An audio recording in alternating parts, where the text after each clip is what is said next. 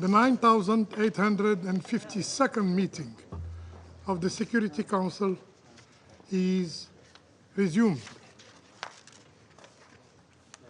I now give the floor to the representative of Spain. Gracias, señor presidente, por convocar esta reunión sobre UNRWA en un momento tan crítico para la agencia. Gracias, señor Lazzarini, por dirigirse al Consejo. En nombre de Bélgica, Irlanda, Luxemburgo, Malta, Noruega, Eslovenia y España, me gustaría expresarle todo nuestro apoyo a usted y a UNRWA y reconocer su trabajo esencial en toda la región, especialmente en el territorio palestino ocupado. Deseo rendir un homenaje especial al personal de UNRWA en Gaza por su trabajo y sacrificio en la prestación de asistencia y protección a la población civil. Deploramos profundamente la aprobación del 28 de octubre por la Knesset israelí de la legislación destinada a abolir las actividades de UNRWA en el territorio palestino ocupado.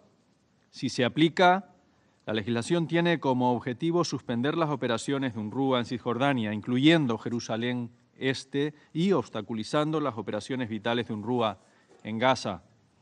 También estamos profundamente preocupados por la notificación a UNRWA para que cese sus operaciones y evacúe sus instalaciones en Jerusalén Este antes del 30 de enero. Condenamos la retirada de Israel del acuerdo 1967 entre Israel y UNRWA, de 1967 entre Israel y UNRWA, así como cualquier intento de obstruir su capacidad para operar y llevar a cabo su mandato derivado a la Asamblea General, extendido sistemáticamente desde el establecimiento de UNRWA en 1949.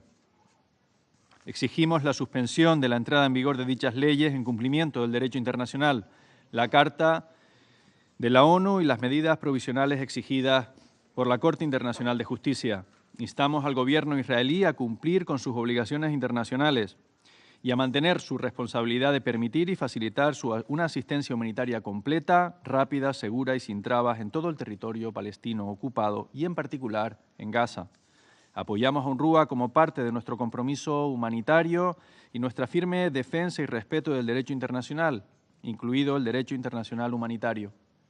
UNRWA sigue siendo más esencial que nunca, constituye la columna vertebral de la respuesta humanitaria en Gaza y es indispensable en la aplicación del alto al fuego para permitir la tan necesaria aplicación de la ayuda humanitaria para miles de refugiados y civiles palestinos. UNRWA no solo proporciona apoyo para salvar vidas a través de la asistencia humanitaria, sino que también garantiza la prestación de servicios básicos esenciales como la educación y la asistencia sanitaria, que proporcionan la dignidad y esperanza a millones de refugiados de Palestina en toda la región. Estos servicios serán esenciales en la fase de reconstrucción y estabilización. Reiteramos nuestro compromiso inquebrantable con una paz justa, global y duradera basada en la solución de los dos Estados. Apoyaremos activamente y nos comprometeremos con los socios internacionales para dar pasos concretos e irreversibles hacia la solución de los dos Estados, reactivando un proceso político con este fin. Muchas gracias. I thank the representative of Spain for the statement, and I give the floor to the representative of Cabo Verde. Thank you, Mr. President. I have the honor to deliver this statement on behalf of the members of the Community of Portuguese-Speaking Countries, CPLP, Angola, Brazil, Guinea-Bissau, Equatorial Guinea, Mozambique, Portugal, São Tomé and Príncipe, Timor-Leste, and my own country, Cabo Verde. We would like to thank the Algerian presidency for convening this timely and important briefing. We express deep concern about the implementation of the legislation adopted by the Israeli parliament that threatens to severely hinder UNRWA operations in the occupied Palestinian territory that will take place at any moment. The CPLP expresses its staunch support of UNRWA and its mandate established more than 75 years ago by the General Assembly to alleviate the unresolved question of Palestinian refugees.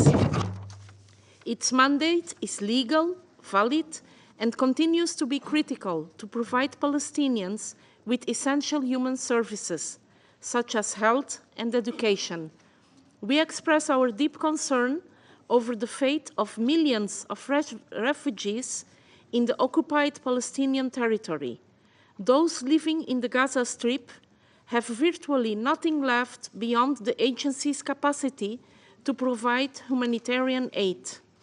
The Palestinians in the West Bank have been enduring settlement expansion, intimidation, arbitrary violence and detention, and demolitions of property, among other ordeals.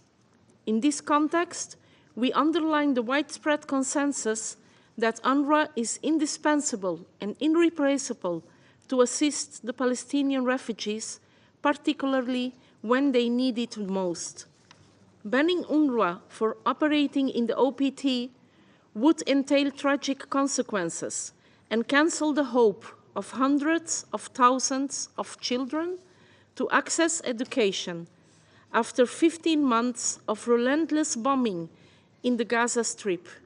It would exacerbate tensions in an already unstable political environment and hamper furthermore the possibility of reaching a diplomatic solution for the Israeli-Palestinian conflict. We therefore reiterate our appeal to Israel to freeze the implementation of such laws, including in East Jerusalem, and allow the movement of UNRWA's local staff in the OPT. Continue the confliction of UNRWA installations in Gaza and the West Bank. Allow UNRWA to continue importing aid assistance into the West Bank and Gaza. We urge all parties to resume a political dialogue in view to implement the two-state solution. The CPLP supports the ceasefire in Gaza, and we expect it can hold permanently. It is due time to go back to the path of diplomacy and seek political solutions for the underlying causes of the conflict. Mr. President, the Community of Portuguese-speaking countries calls for the Security Council to act on this matter and to protect UNRWA, keeping its privileges and immunities. UNRWA's fate must be intertwined with the final political solution for the Palestinian question, in line with the relevant resolutions of the Security Council and the General Assembly.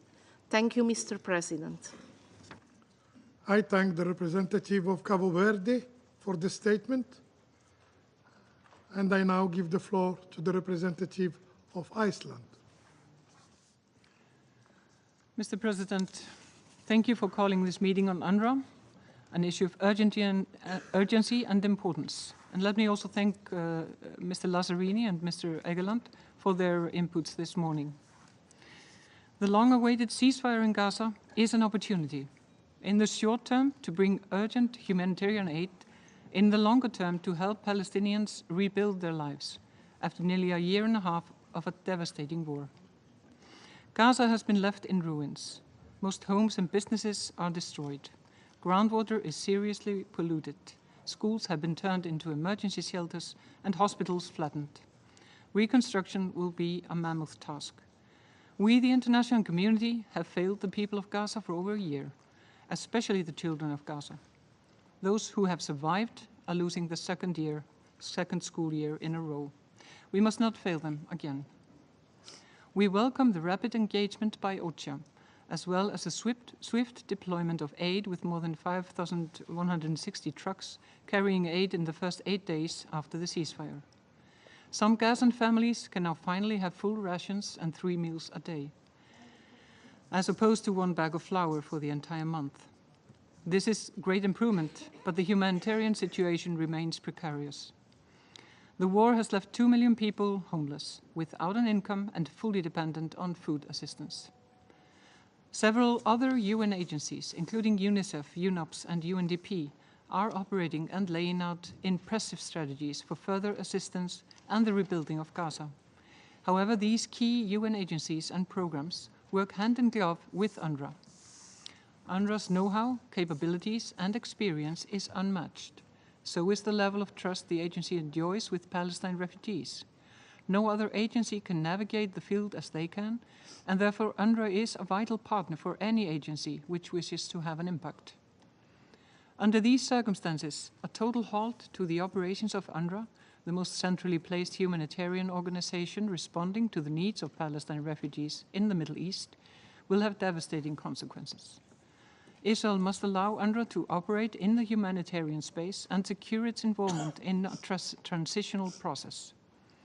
Israel, as the occupying power, has a legal obligation to ensure the well-being of civilians in the territory. This includes securing the continuation of education, health, and other services beyond the end of this month, when the law takes effect. Iceland has repeatedly voiced its concerns over the Israeli legislation against UNRWA and consistently called for respect of international humanitarian law. At the center of our concern is the well-being of the population in Gaza. All parties involved, including the Israeli authorities, must take a pragmatic approach in order to ensure the provision of urgent humanitarian aid and the rebuilding of infrastructure and communities for the long term. This includes allowing unrestricted movement of UNRWA staff, maintaining the deconfliction of UNRWA installations, and allowing the continued access of aid that UNRWA has been distributing in the West Bank and Gaza. The unilateral action against UNRWA also threatens to undermine any prospect of a two-state solution. The organization has delivered essential services and humanitarian aid under extraordinarily difficult circumstances. The end of its mandate should be a part of a negotiated settlement between the people of Israel and Palestine. I thank you. I thank the representative of Iceland for the statement, and I now give the floor to the representative of Senegal. Je vous remercie, Monsieur le Président. À l'entame de mon propos, Monsieur le Président, je voudrais vous féliciter pour le leadership avec lequel vous conduisez cette présidence algérienne du Conseil de sécurité. Je voudrais également vous remercier d'avoir convoqué cette réunion sur la situation au Moyen-Orient, y compris la question de Palestine, avec un focus sur les moments troubles que vit l'Office de secours et de travaux des Nations Unies pour les réfugiés de Palestine dans le Proche-Orient UNRWA. C'est également le lieu de rendre un vibrant hommage appuyé à M. Philippe Lazzarini, commissaire général, et à tout son personnel dévoué qui est contraint aux sacrifices les plus extrêmes pour protéger les vies importantes. Monsieur Lazzarini, votre exposé éclairant à plus d'un égard sur l'avenir incertain de l'Office et sur la menace grandissante de tragédies humaines sans précédent qui risque de se produire à Gaza si le mandat de l'Office venait à être empêché, et un plaidoyer remarquable en faveur du nécessaire appui que nous devons à l'UNRWA. Il n'est plus besoin de rappeler le rôle combien indispensable de l'UNRWA et la panoplie de services relatifs à la santé, à l'éducation, à l'alimentation, aux abris, entre autres, qu'il offre aux populations palestiniennes. À cet égard, même si ma délégation a salué à sa juste valeur l'accord de cessez-le-feu et le redémarrage de la fourniture de l'aide humanitaire, il n'en demeure pas moins que la catastrophe humanitaire qui sévit encore à Gaza du fait des mesures unilatérales, y compris par des attaques contre les civils prises par les autorités israéliennes. Cette situation regrettable est plus que préoccupante et sape toute confiance à une partie à un accord vital pour les civils gazaouis et fruit de plusieurs mois d'intenses efforts diplomatiques. Monsieur le Président, le Conseil de sécurité ne doit pas tomber dans le piège d'allégations non documentées, de manque de neutralité qui cachent mal la volonté de perpétuer des pratiques illégales largement condamnées par la communauté internationale éprise de paix et de justice. Il est plus que jamais urgent que le Conseil de sécurité s'acquitte de sa responsabilité pour, d'une part, faire respecter scrupuleusement l'accord de cessez-le-feu et, d'autre part, exiger d'Israël le respect du droit international humanitaire et le retrait de toutes les mesures unilatérales qui visent à empêcher la mise en œuvre du mandat de l'UNRWA. Il s'agit d'une obligation juridique et d'un devoir moral pour empêcher l'avènement d'un précédent dangereux qui pourrait guetter toutes les entités et toutes les missions onusiennes à travers le monde. Nulle part ailleurs, les Nations Unies n'auront la garantie de pouvoir exécuter leur mandat. mais ce serait surtout retirer aux populations palestiniennes à Jérusalem et en Cisjordanie l'aide humanitaire au moment où elles en ont le plus besoin et annihiler plus de 75 années de sacrifices et d'œuvres communes pour le compte de l'humanitaire. Le soutien politique unanime de tous les États membres ainsi que les contributions volontaires au budget de l'Office sont une adhésion de la communauté internationale à la poursuite du mandat de l'UNRWA qui nourrit les espoirs de paix et de reconstruction pour ces populations qui ont tout enduré et tout perdu. Pour conclure, ma délégation exige la mise en œuvre des mesures conservatoires édictées par la Cour internationale de justice dans ses différentes décisions et appelle la communauté internationale à s'investir pour un cessez-le-feu permanent et à défendre l'UNRWA pour mieux protéger les droits inaliénables du peuple palestinien. Je vous remercie. I thank the representative of Senegal for the statement. There are no more names inscribed on the list of speakers. The meeting is adjourned.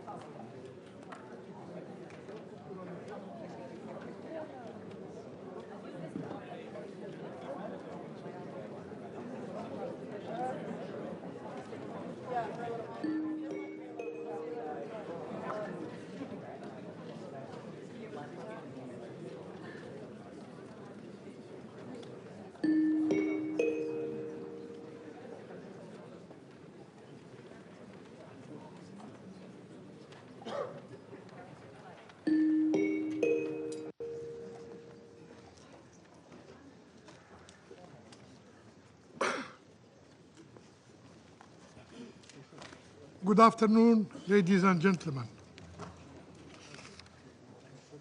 The 9,853rd meeting of the Security Council is called to order. The provisional agenda for this meeting is the situation concerning the Democratic Republic of the Congo. The agenda is adopted. In accordance with Rule 37 of the Council Provisional Rules of Procedure, I invite the representative of Angola, Burundi, the Democratic Republic of the Congo, Guatemala, Rwanda, Senegal, South Africa, Uruguay, and Zimbabwe to participate in this meeting. It is so decided. On behalf of the Council, I welcome Her Excellency Ms. Therese Kayikwamba-Wagner, State Minister, Minister of Foreign Affairs, International Cooperation and Francophonie of the Democratic Republic of the Congo.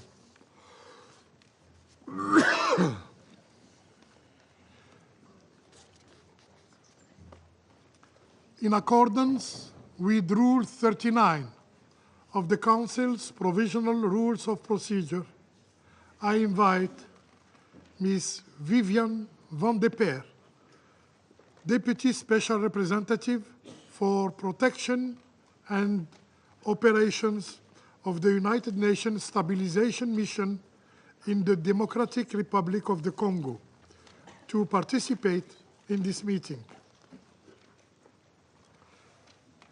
It is so decided.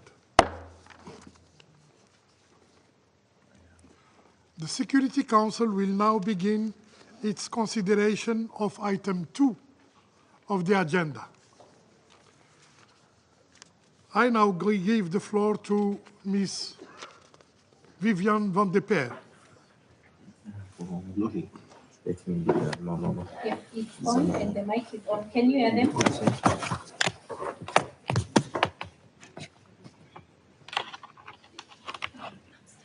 Yes. You have the floor, madam. We're having some difficulties here, but I hope you can hear me.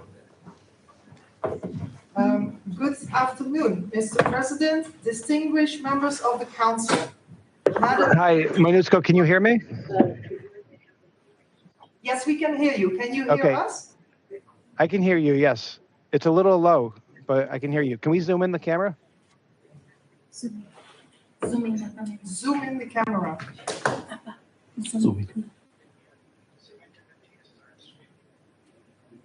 Leta kompyuta yote mbele. More. Leta kompyuta yote mbele. Yeah. Tena. More. I cannot hear the sound. Sound. No sound. Sound mean. Yeah, leave the camera there. Yeah, okay. Okay, he's moving right now. Yes, the acting force commander and the yes. He cannot hear. I cannot hear them. The president is talking to me. Okay, you're welcome.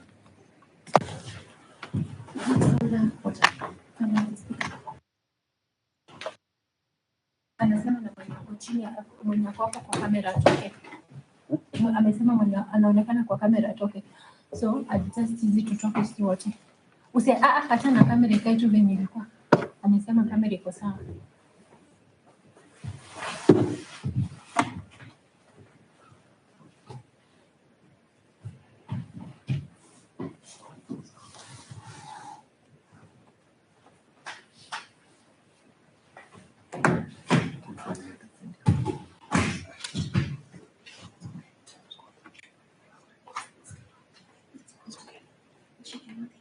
Cannot hear the president.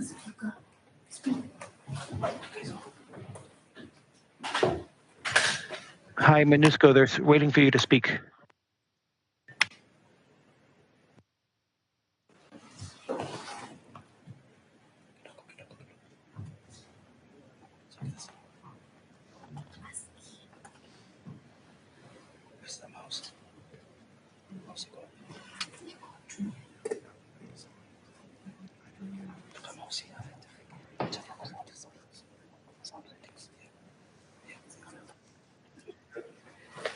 Thank you, President. We apologize deeply for these technical difficulties.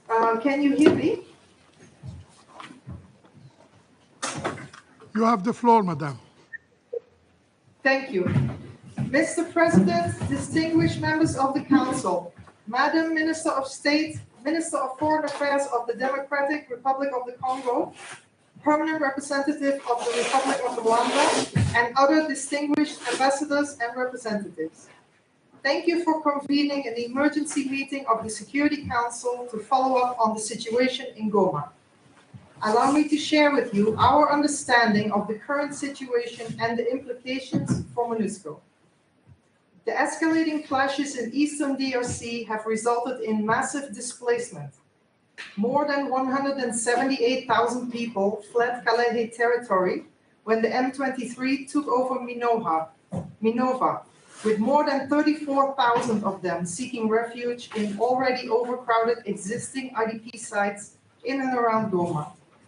This surge has exacerbated an already dire humanitarian situation and also a protection situation, overwhelming Goma's infrastructure and compounding challenges related to water, electricity, and medical services.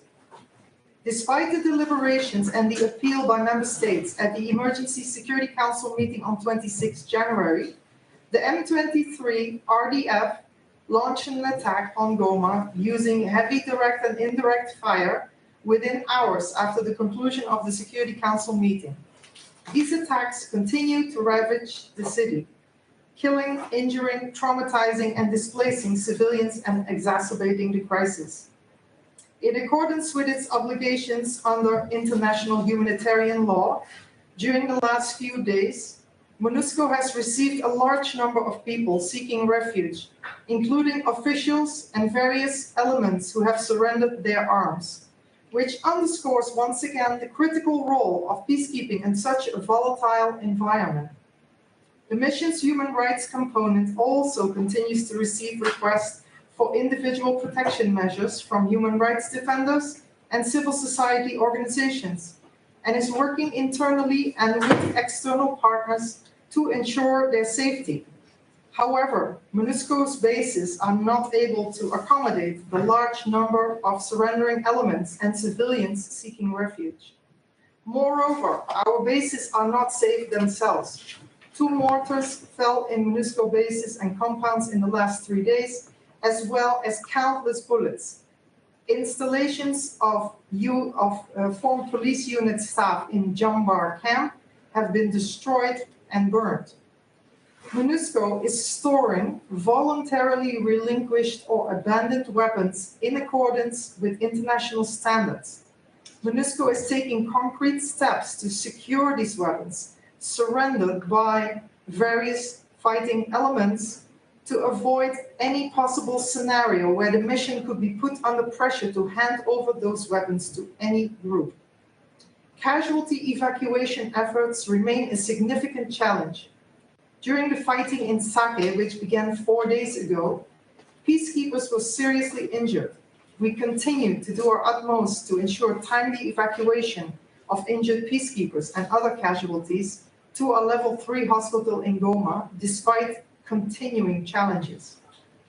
The fighting of the past week has also severely hampered supply convoys and consumed many resources held by MONUSCO's units.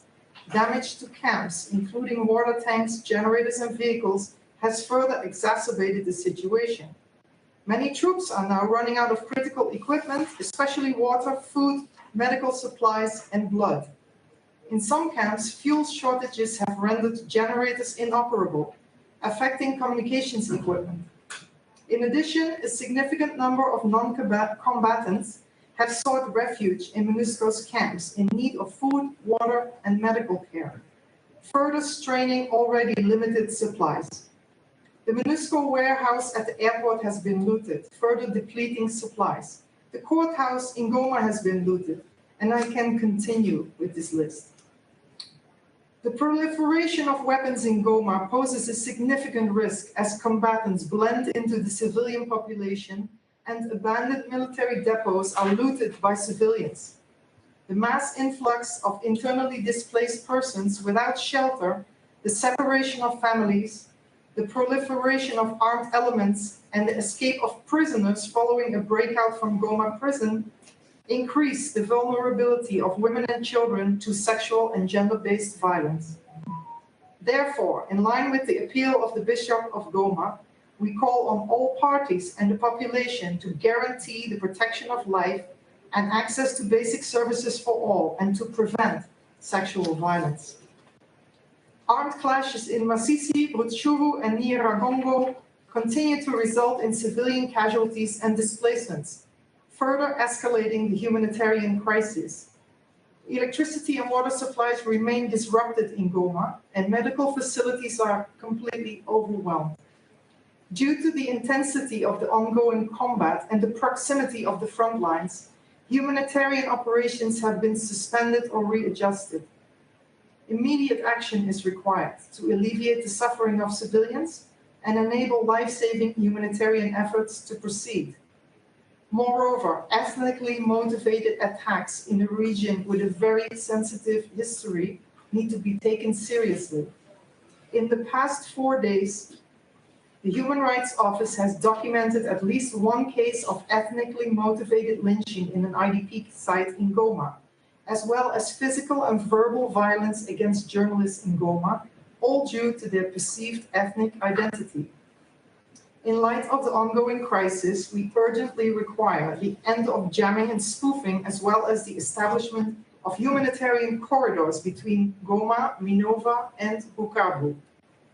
This will allow the resupply of essential items, the rotation of humanitarian staff, and the safe movement of civilians. We also appeal for the establishment of high-level diplomatic channels to ensure that critical airports, border points, and humanitarian access routes are reopened without delay. We stress that military action cannot resolve this conflict. It is imperative that all parties cease hostilities and commit to political dialogue in order to prevent further civilian suffering. Resuming the Luanda process is of the utmost urgency to ensure a path towards de-escalation and to avert the looming threat of a third Congo war. We remind all parties of their obligation to uphold international humanitarian law and stress that attacks on United Nations peacekeepers may constitute war crimes. The degree of suffering that the population in Goma and its environments is enduring is truly unimaginable. Let us please draw on our humanity and do our utmost to bring an immediate end to such levels of violence and suffering. In conclusion, the situation in Goma requires urgent and coordinated international action.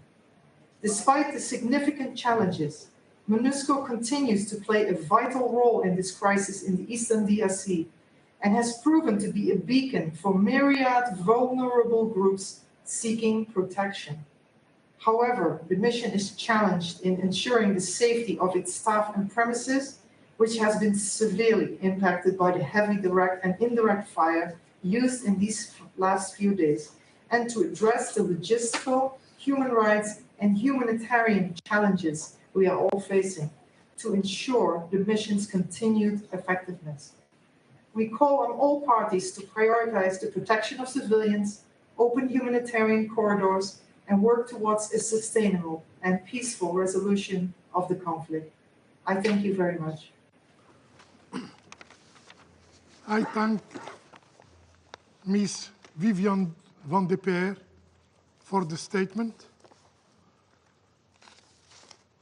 I now give the floor to those members of the Council who wish to make statements. And I give the floor to the representative of France. Monsieur le Président, je remercie la représentante spéciale adjointe du secrétaire général pour sa présentation et je salue la présence parmi nous de la ministre des Affaires étrangères de la République démocratique du Congo. Le Conseil de sécurité se réunit une nouvelle fois en raison de la détérioration continue de la situation dans le Nord Kivu. À l'heure où nous parlons, le M23 prend le contrôle de Goma avec le soutien actif du Rwanda. Cela doit constituer un signal d'alerte pour ce Conseil, comme cela avait été le cas il y a 12 ans. Le risque de contagion régionale est réel. La prise de Goma comporte des risques majeurs pour la sécurité des populations et elle conduit au déplacement de centaines de milliers de personnes. Il est impératif d'y mettre un terme. La France condamne fermement cette offensive. Le M23 doit cesser immédiatement son offensive et se retirer des territoires dont il a pris le contrôle. Le soutien aux groupes armés par toutes les parties doit cesser. La priorité va donc au retour au cessez-le-feu et à la reprise du dialogue. Il n'y a pas d'issue militaire au conflit. La France réaffirme sa solidarité envers la République démocratique du Congo et son attachement indéfectible à son intégrité territoriale et à sa souveraineté. Ici comme ailleurs, le respect de la Charte des Nations Unies s'impose. La France poursuit ses contacts au plus haut niveau afin de relancer un processus politique. Nous saluons la mobilisation régionale et nous espérons que la réunion du Conseil de paix et sécurité de l'Union africaine ce jour et le sommet de la Communauté d'Afrique de l'Est demain permettront d'avancer dans la direction d'une paix durable. Le dialogue engagé dans le cadre des processus de Luanda et Nairobi doit reprendre sans délai. La France apporte son plein soutien à ces processus et elle appelle les parties à respecter leurs engagements conclus dans le cadre du processus de Luanda, retrait des troupes rwandaises du territoire congolais et mise en œuvre du plan de démantèlement des forces démocratiques de libération du Rwanda. Enfin, la France tient à réaffirmer avec force son soutien à la MONUSCO. Son mandat a été renouvelé à l'unanimité le 20 décembre dernier. Nous condamnons les attaques menées par le M23 à son encontre qui ont conduit à la mort de plusieurs casques bleus ces derniers jours. Nous exprimons nos condoléances à leurs familles. Les personnels et les emprises des Nations Unies doivent être respectés. Les attaques contre les casques bleus, ainsi que des civils et des personnels humanitaires, sont susceptibles de constituer des crimes de guerre. Un accès humanitaire complet doit être garanti et les violations du droit international humanitaire et des droits de l'homme doivent être condamnées. La France condamne à nouveau le déploiement de systèmes de missiles solaires et de brouillage des signaux GPS dans les zones contrôlées par le M23, avec le soutien direct des forces rwandaises de défense. La MONUSCO doit pouvoir continuer à mener son action pour protéger les populations. La situation à Goma emporte des conséquences humanitaires et politiques majeures. Nous nous assurerons que ce Conseil reste pleinement mobilisé face à la gravité de cette situation. Je vous remercie. I thank the representative of France for their statement, and I now give the floor to the representative of Sierra Leone. Thank you, Mr. President. Mr. President, thank you for convening this emergency meeting of the Security Council. I have the honor to deliver this statement on behalf of the A3+ members, Algeria, Guyana, Somalia, and my own country, Sierra Leone. At the outset, we pay tribute to the brave peacekeepers, MONUSCO personnel, and other UN staff who are risking their lives in pursuit of peace and the protection of civilians in Eastern Democratic Republic of Congo. We also honor those peacekeepers and SAMI DRC personnel who have made the ultimate sacrifice in service of peace. Our deepest condolences go to their families and to the government and people of South Africa, Malawi, and Uruguay. We express our gratitude to Ms. Viviane van der Peer, Deputy Special Representative for Protection and Operations in MONUSCO, for a comprehensive briefing on the dire situation on the ground. We also welcome the participation of Her Excellency Therese Kaikwamba Wagner, State Minister for Foreign Affairs and International Cooperation of the DRC, as well as the representatives of all other participating states in this meeting.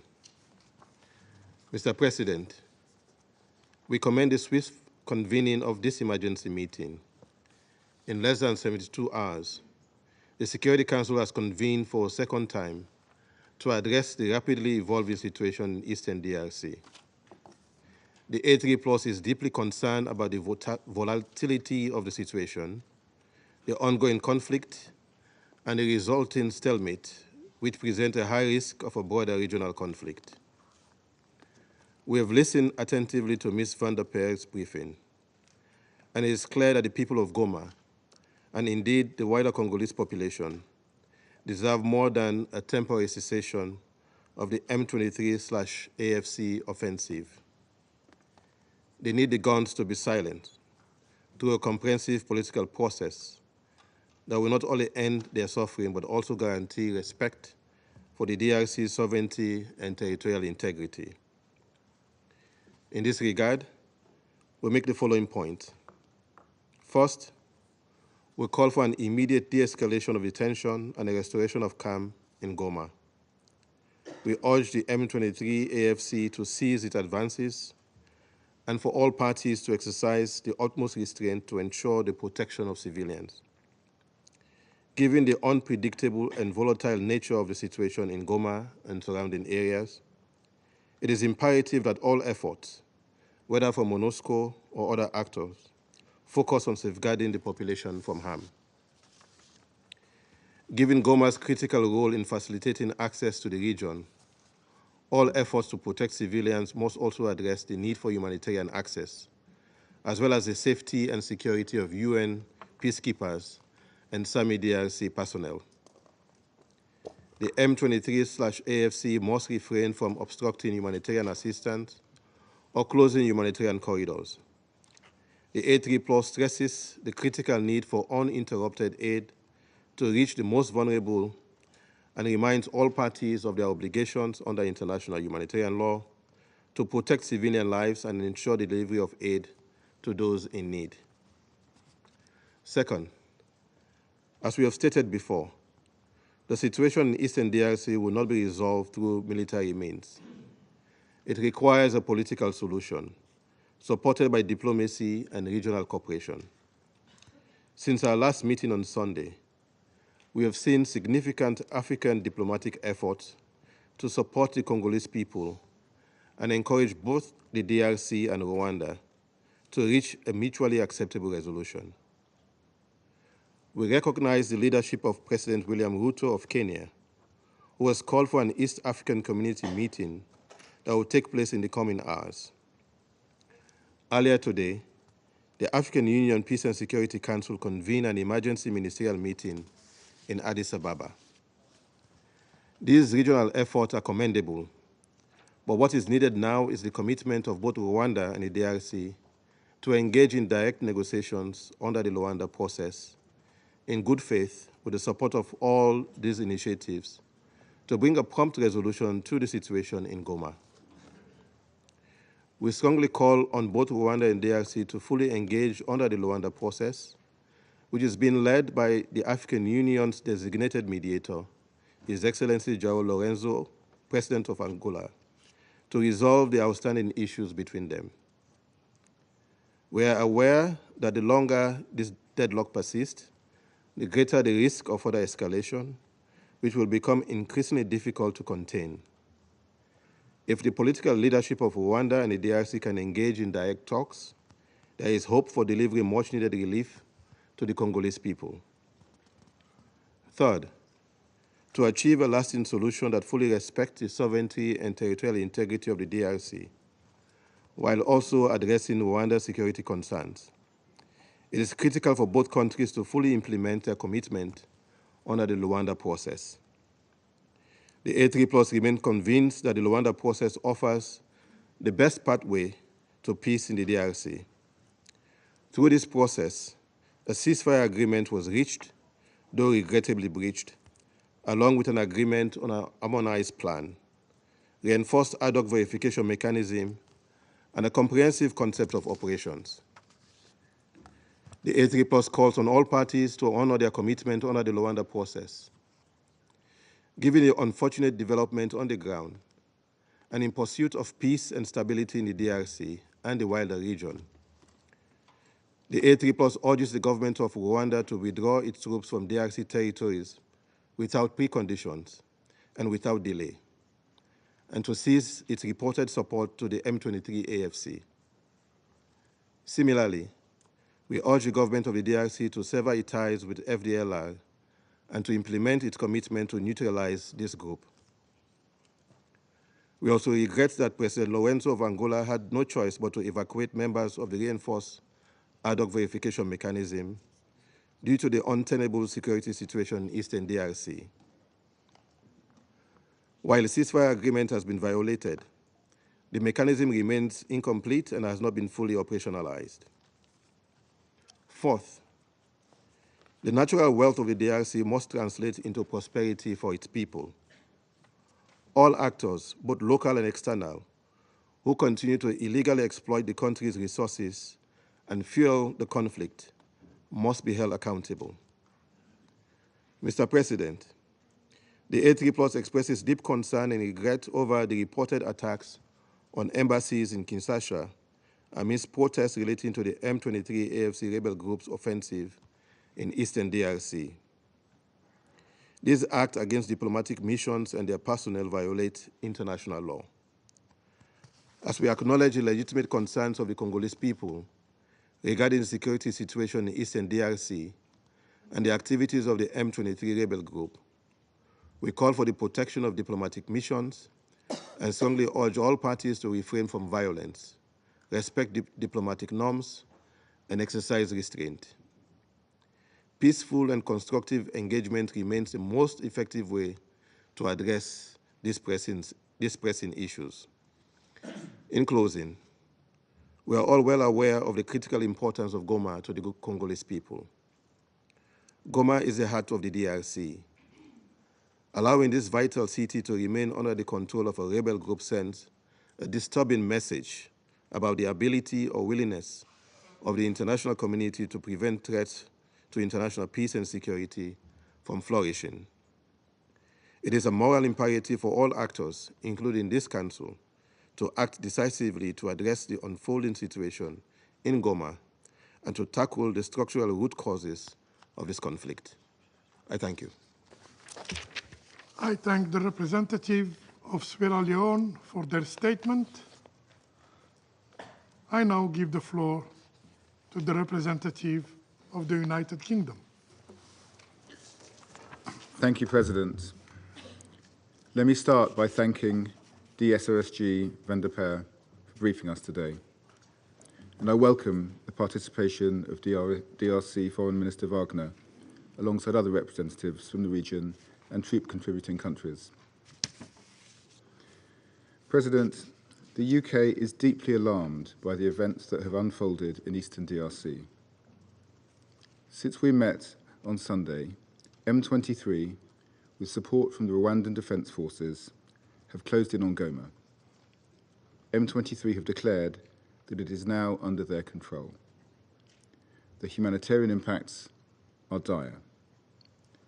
The advances have displaced close to 1 million people in North and South Kivu.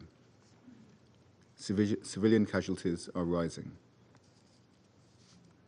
Hundreds of thousands of people who have already fled from M23's advances, many of them several times before, are now on the move again, with virtually nowhere safe to go. How many times must they pack up their lives and flee? The cycle must end.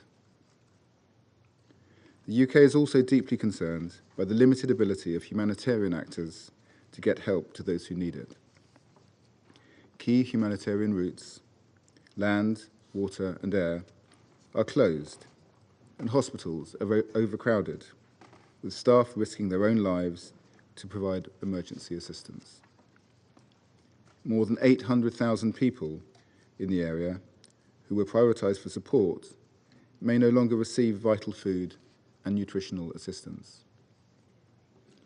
We call on the parties not to obstruct the vital services that humanitarians are providing, and to cease hostilities and uphold the protection of humanitarian workers, as required in international humanitarian law. We also urge all parties to consider essential humanitarian corridors to allow the resupply and delivery of essential life-saving items and the freedom and safe movement of civilians and humanitarian actors.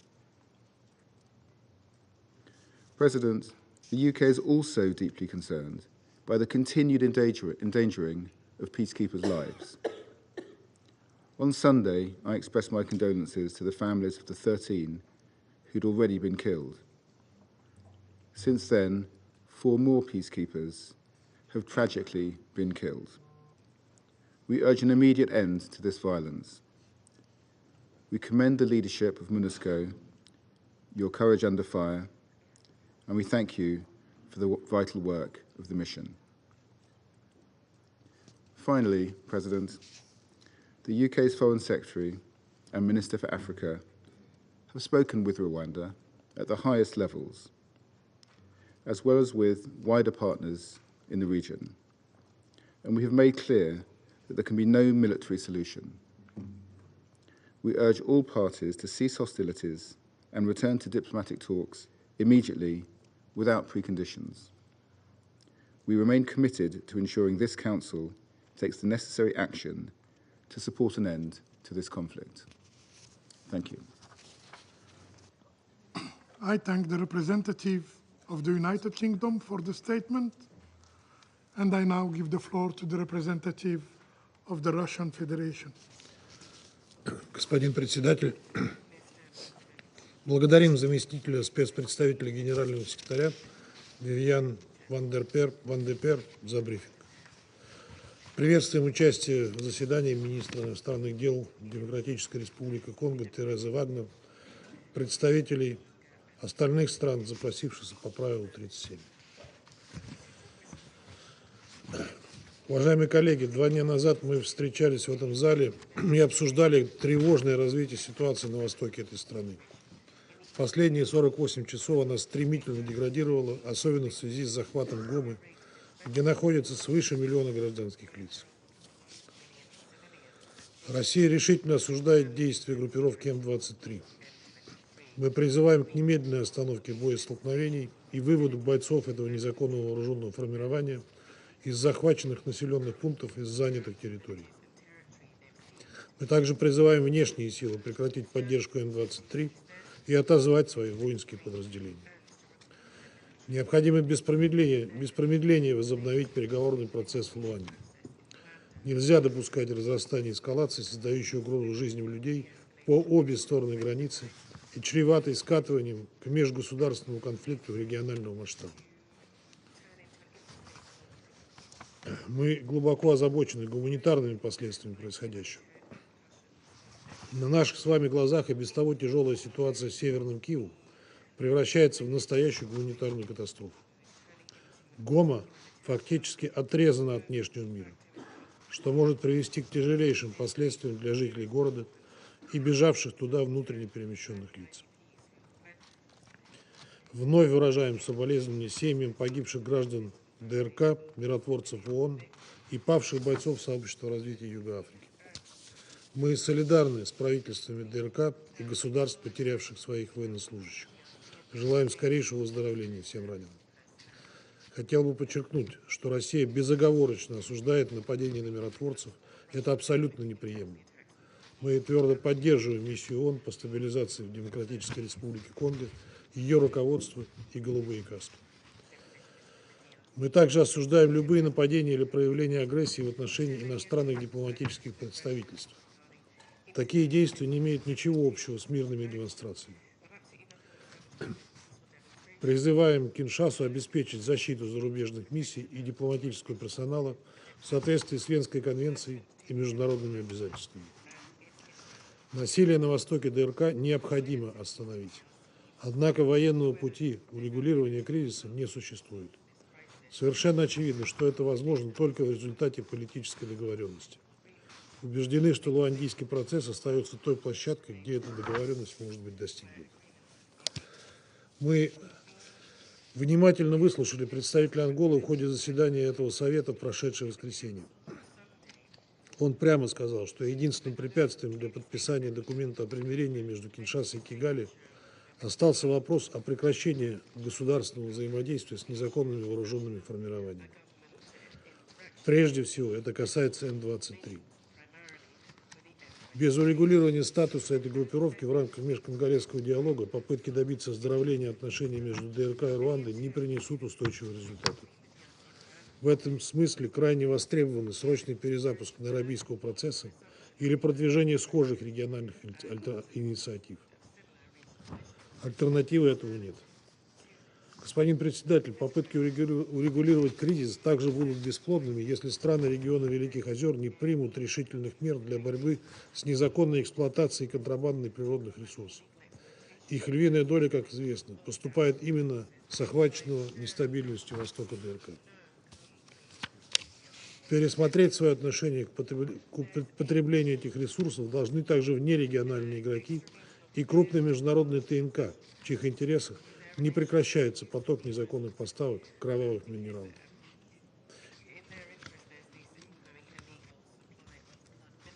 Эти же государства имеют все инструменты, чтобы остановить горячую фазу конфликта и оказать давление на стороны для того, чтобы они вернулись к переговорам. Они должны быть задействованы для сохранения человеческих жизней и прекращения страданий сотен тысяч гражданских лиц. К сожалению, все мы видели, что принятое Советом заявление не остановило М-23 и тех, кто поддерживает эту группировку, от захвата Гомы и продолжения боевых действий. Россия со своей стороны будет использовать все возможности, в том числе на площадке этого совета, чтобы остановить эскалацию и восстановить перспективу дипломатического регулирования в интересах стабилизации ситуации на востоке ДРК. Благодарю вас. I thank the representative of the Russian Federation for the statement. I now give the floor to the representative of the United States. Thank you, President. Thank you, DSRSG, Vivian van de Peer, for your briefing on the unacceptable events of the last 48 hours. The United States condemns the seizure of Goma and urges this Council to consider measures to halt the territorial advances by Rwandan troops and M23. We stand in firm support of the Congolese people and of the sovereignty and territorial integrity of the DRC, and urge Rwanda to respect the same. At the same time, we are watching with concern and deplore the destruction of diplomatic facilities in Kinshasa, and call on the DRC government to respect its obligations to protect diplomatic premises and personnel. We call for an immediate ceasefire, an end to this fighting. Rwanda must withdraw troops from the DRC. Rwanda and the DRC must return to the negotiating table and work toward a sustainable, peaceful solution. We remain deeply concerned about the human rights abuses, displacement, and other impacts on Congolese civilians suffering the brunt of this fighting. Civilians, including the growing number of IDPs and refugees in Sake, Goma, and beyond, must be protected. More than ever, humanitarian actors must be allowed to operate freely and deliver life-saving aid. The rights of all Goma's inhabitants, including former combatants, must be respected. We are similarly concerned that M23's and Rwanda's ongoing advances are opening up a bloody new front to this conflict in South Kivu, which no longer benefits from the roles MONUSCO assumed in the past to protect civilians and facilitate humanitarian assistance.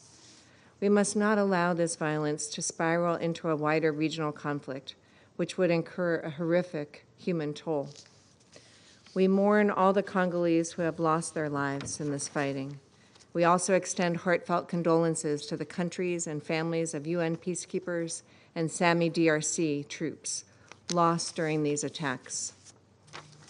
We applaud MONUSCO for its commitment to protect civilians and the bravery and professionalism demonstrated by peacekeepers in recent weeks. As we have said before, Rwanda's support to M23 remains wholly at odds with its robust support to UN peacekeeping. Rwanda said on Sunday that it means no harm to MONUSCO, but 3 peacekeepers have been killed, with many more injured. Additionally, UN and humanitarian personnel, as well as civilians, are endangered by Rwanda's ongoing use of GPS interference and deployment of advanced weapons and systems. Hope is not lost. There is an end in sight to this fighting and a path for a regional dialogue, but the international community must act now. Those unwilling to return to the negotiating table must face a clear and unambiguous response from the Council.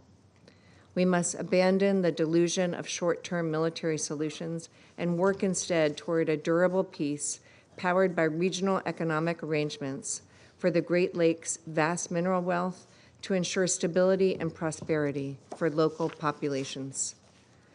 Addressing historical grievances, ending ethnic attacks, and other roots of this conflict must be done through a process that has clear incentives and unmistakable accountability. The international community has the tools in hand to end the fighting and build sustainable solutions to the Eastern DRC conflict. We must collectively marshal the will to leverage such tools, as the United States is fully prepared to do, or be prepared to accept unthinkable cost, measured in human lives. Indeed, as the United States observed at our briefing on Sunday, we will consider all the tools at our disposal in order to hold accountable those responsible for sustaining armed conflict, instability, and insecurity in the DRC. I thank you. I thank the representative of the United States for the statement. I now give the floor to the representative of Denmark. Thank you, Mr. President. And thank you, dear SRG Van der Peer, for your briefing on this serious and involving situation. I welcome this presence of Her Excellency Foreign Minister Wagner at this meeting. Mr. President, just 2 days ago, this Council convened urgently to address the situation in eastern DRC. We were briefed on the dramatic escalation of Goma on a knife's edge, of peacekeepers being killed and civilians fleeing. Today, the situation has continued to deteriorate. Let me be clear. Denmark strongly condemns the ongoing offensive by M23 with support of the Rwanda Defense Forces and the military presence of Rwanda in DRC. We demand that M23, supported by the RDF, immediately halt and reverse their territorial expansion and withdraw. We demand that Rwanda ceases its support to the M23 and that the DRC ceases its support to the FDLR. Colleagues, we've all seen the devastating images. Shelling and heavy artillery in the city center of Goma, civilians fleeing, overcrowded hospitals, and ongoing looting. Denmark is extremely concerned about the risk of urban conflict, as well as sexual violence following the influx of armed elements and the Goma prison escape. Likewise, we are deeply alarmed by the risk of attacks against human rights defenders who now fear individual persecution and ethnically motivated attacks. We also express our deep concern with the recent attacks on diplomatic missions in Kinshasa. This is unacceptable. Mr. President, against this dangerous and rapidly developing backdrop, allow me to highlight 4 key points. First, Denmark demands an immediate cessation of hostilities, as well as unhindered, rapid and safe humanitarian access to all populations in and around Goma. This includes open humanitarian corridors, open land borders, and airspace. This cannot be understated. In line with international humanitarian law, medical and humanitarian personnel must be protected, and their ability to provide life-saving care must be ensured. Parties must engage with the UN humanitarian actors for deconfliction purposes and allow trauma and specialized medical teams urgent access. Upholding IHL is not an option, it's an obligation. Second, Denmark firmly condemns any form of violence targeting civilians and objects indispensable to the survival of the civilian populations. We demand their immediate protection and the respect for human rights, regardless of ethnic group, gender, or age. Perpetrators of any attack against civilians must be held to account, no matter their rank or affiliation. Third, we express our full support to MONUSCO as it fulfills its critical mandate facing extremely difficult circumstances. We remind the parties that any involvement in attacks against MONUSCO peacekeepers may constitute a war crime and a basis for sanctioned designations pursuant to United Nations Security Council resolutions. Fourth, Mr. President, as we underlined just 2 days ago, there is no military solution to this conflict, only a political one. We urge DRC and Rwanda to immediately and in good faith fully re-engage and fully recommit to diplomatic talks in the regional peace processes in place. The Luanda and Nairobi processes are the means to solve this conflict. Colleagues, we are not here merely to request that the parties uphold their obligations under international law. When these obligations are consistently violated, it is incumbent upon us to consider all appropriate tools at the Council's disposal. Mr. President, to conclude, the people of the DRC deserve peace. The peoples of the Great Lake region deserve peace. As the UN body charged with the maintenance of international peace and security, this Council should act decisively in support of this goal. Count on Denmark's support. Thank you. I thank the representative of Denmark for the statement. I now give the floor to the representative of Slovenia. Thank you, Mr. President. We thank Algeria for convening this urgent meeting. We also thank Ms. Van der Peer for her briefing. Mr. President, just 2 days ago, this Council condemned the advances of M23 and demanded that the offensive and advances towards Goma immediately stop. Unfortunately, the developments since then have only confirmed our fears. Mr. President, the M23's continued offensive, including the seizure of Goma, with support from Rwanda Defense Forces, is a clear threat to regional stability. We strongly condemn these actions. Slovenia renews its demand for the immediate ceasefire and the unconditional withdrawal of M23 from the occupied territories. The risk of this conflict escalating into a wider regional crisis must not be underestimated, and recent developments have only amplified these fears. Our message is clear. The violence must stop, and diplomacy must take the lead. Slovenia continues to call on Rwanda to fully withdraw its forces from the DRC territory in accordance with international law and to cease its support to M23. We strongly condemn the ongoing violation of the sovereignty and territorial integrity of the DRC. They must be respected. We also continue to call on the DRC to cease all cooperation with the FDLR and other armed groups. We are gravely alarmed by the escalating risks in Goma and its surroundings, with the risks of urban fighting and the use of heavy weapons in densely populated areas. There is no time to waste. Mr. President, this is yet another nightmare chapter in this ongoing conflict, forcing hundreds of thousands of civilians to flee, too many of them not for the first time. They're living in fear, they're hungry, they're exposed to vulnerabilities which are further intensified by the presence and influx of armed elements. Restoring and returning to an agreed ceasefire is imperative, but immediate measures are also needed to protect civilians, humanitarian and medical facilities, critical infrastructure, including electricity, water, and communication networks. Safe humanitarian corridors must enable aid delivery and civilian evacuations. Heavy weapons and troops must be withdrawn from the IDP sites. We cannot stress this enough. International humanitarian aid and international humanitarian and human rights law must be upheld by all parties at all times. We call on both countries to exercise maximum restraint. We remain hopeful that strong African engagement through the African Union, the East African Community, and the Luanda processes can help turn the tide through dialogue, and we commend these efforts.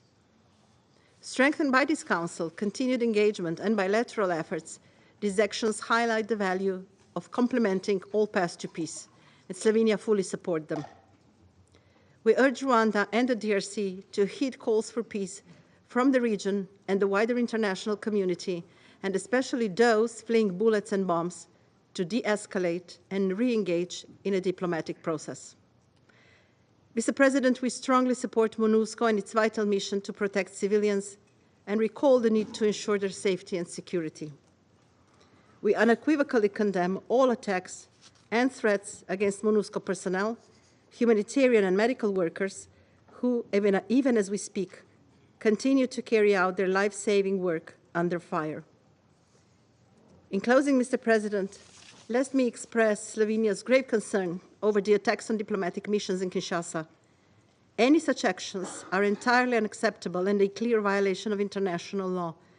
We call for the protection of diplomatic missions in strict accordance with the Vienna Convention on Diplomatic Relations. I thank you. I thank the representative of Slovenia for the statement. I now give the floor to the representative of the Republic of Korea. Thank you, Mr. President, for convening this emergency meeting following Sundays. I thank Deputy SRSG Van de Per for her sobering briefing. I welcome Minister Wagner of the DRC.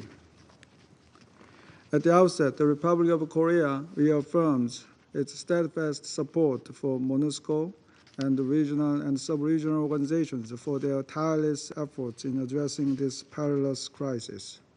We also reiterate our firm commitment to ensuring the safety and security of MONUSCO peacekeepers.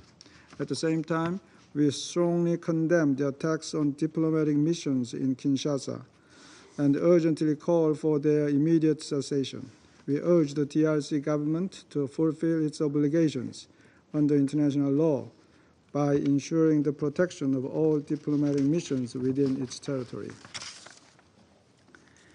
Mr. President, I would like to underscore 3 points today as we confront the devastating and fluid developments on the ground. First, we deeply regret that the unified call of the Security Council during Sunday's meeting, and along with the subsequent press statement, has been blatantly disregarded by the M23 and Rwanda.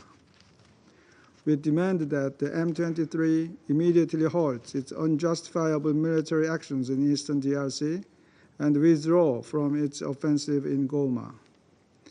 Their reckless actions are forcing civilians to flee with no safe refuge, endangering hundreds of thousands of innocent lives.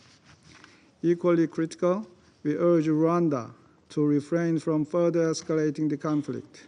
We must once again stress our urgent appeal to Rwanda to cease all forms of support to M23 and promptly withdraw any unauthorized military presence from DRC territory.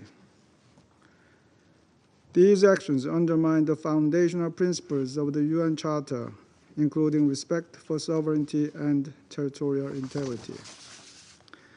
Second, the Security Council must consider all measures at its disposal to bring an end to this devastating conflict. The Council must deliver a more decisive and unequivocal message.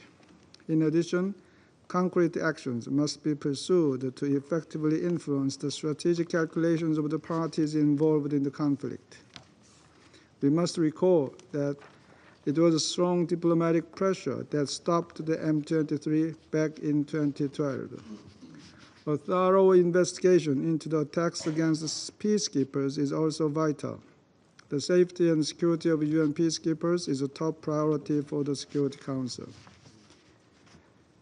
All perpetrators of violations of international humanitarian and international human rights laws, including sexual and gender-based violence, must also be held accountable. Third, both the DRC and Rwanda must return to meaningful negotiations and fully honor their obligations under the Rwanda process. We reaffirm our full support for President Lourenço of Angola in his critical mediation efforts. We also look forward to the African Union Peace and Security Council playing a key role in exerting necessary pressure, following its emergency ministerial meeting held this morning. Furthermore, we encourage sustained and coordinated pressure from all regional and international actors at the highest levels of government to help urgently de-escalate this conflict. In conclusion, Mr. President, the Security Council must take action. Most importantly, we must not lose sight of the innocent civilians who, even as we meet here today, are awaiting the Council's action. The Republic of Korea remains steadfast in its commitment to constructive engagement, working collectively to swiftly and decisively overturn the consequences of unlawful military actions. Thank you, Mr. President. I thank the representative of the Republic of Korea for the statement, and I now give the floor to the representative of China. 谢谢主席。首先，我感谢你召集此次紧急会议，感谢佩尔副特别代表所做的通报，欢迎刚果金外长卡伊宽巴女士出席会议。继周日安理会审议刚果东局势以来，地面局势急转直下 ，M23 运动攻入北基乌省首府格马，大批平民逃离家园，爆发更大规模冲突的风险在上升，形势发展令人深感担忧。中国重申坚定支持刚果军主权和领土完整，反对任何违反联合国宪章和国际法的行为。中方要求 M23 运动立即停止一切敌对行动，撤出格马等占领区。中方希望卢旺达重视古特雷斯秘书长以及有关非洲国家发出的呼吁，停止对 M23 运动的军事支持，从刚果金领土立即撤出所有军事力量。我们敦促冲突各方遵守国际人道法，保护平民和民用设施的安全。同时，在刚果金的外国公民和机构安全也应得到保护。中方再次强烈谴责 M23运动针对联合国维和人员的袭击。我们向联钢团在极其危险环境下坚守岗位表示敬意，支持联钢团按照安理会授权，继续开展保护平民等工作。我们重申，针对维和人员的任何袭击都不可接受，敦促各方避免采取可能危及维和营地和维和人员安全的行动。主席，需要强调的是，刚东问题没有军事解决的方案，外交谈判是唯一出路。中方支持安哥拉以及南非、肯尼亚等国的领导人同当事国进行紧急沟通，欢迎东共体宣布将举行紧急会议。我们呼吁卢旺达和刚果金尽快重回外交对话轨道，落实在卢安达进程下相互作出的承诺，包括消除 FDLR 武装的威胁。希望两国积极回应国际社会和地区国家的斡旋调解努力，坚持通过对话谈判解决存在的关切。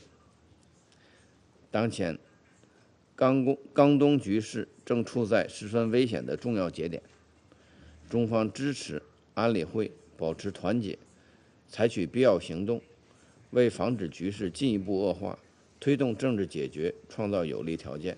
谢谢主席。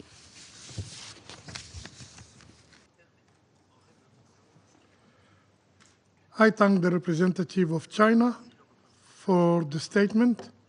I now give the floor to the representative of Pakistan. I thank you, Mr. President.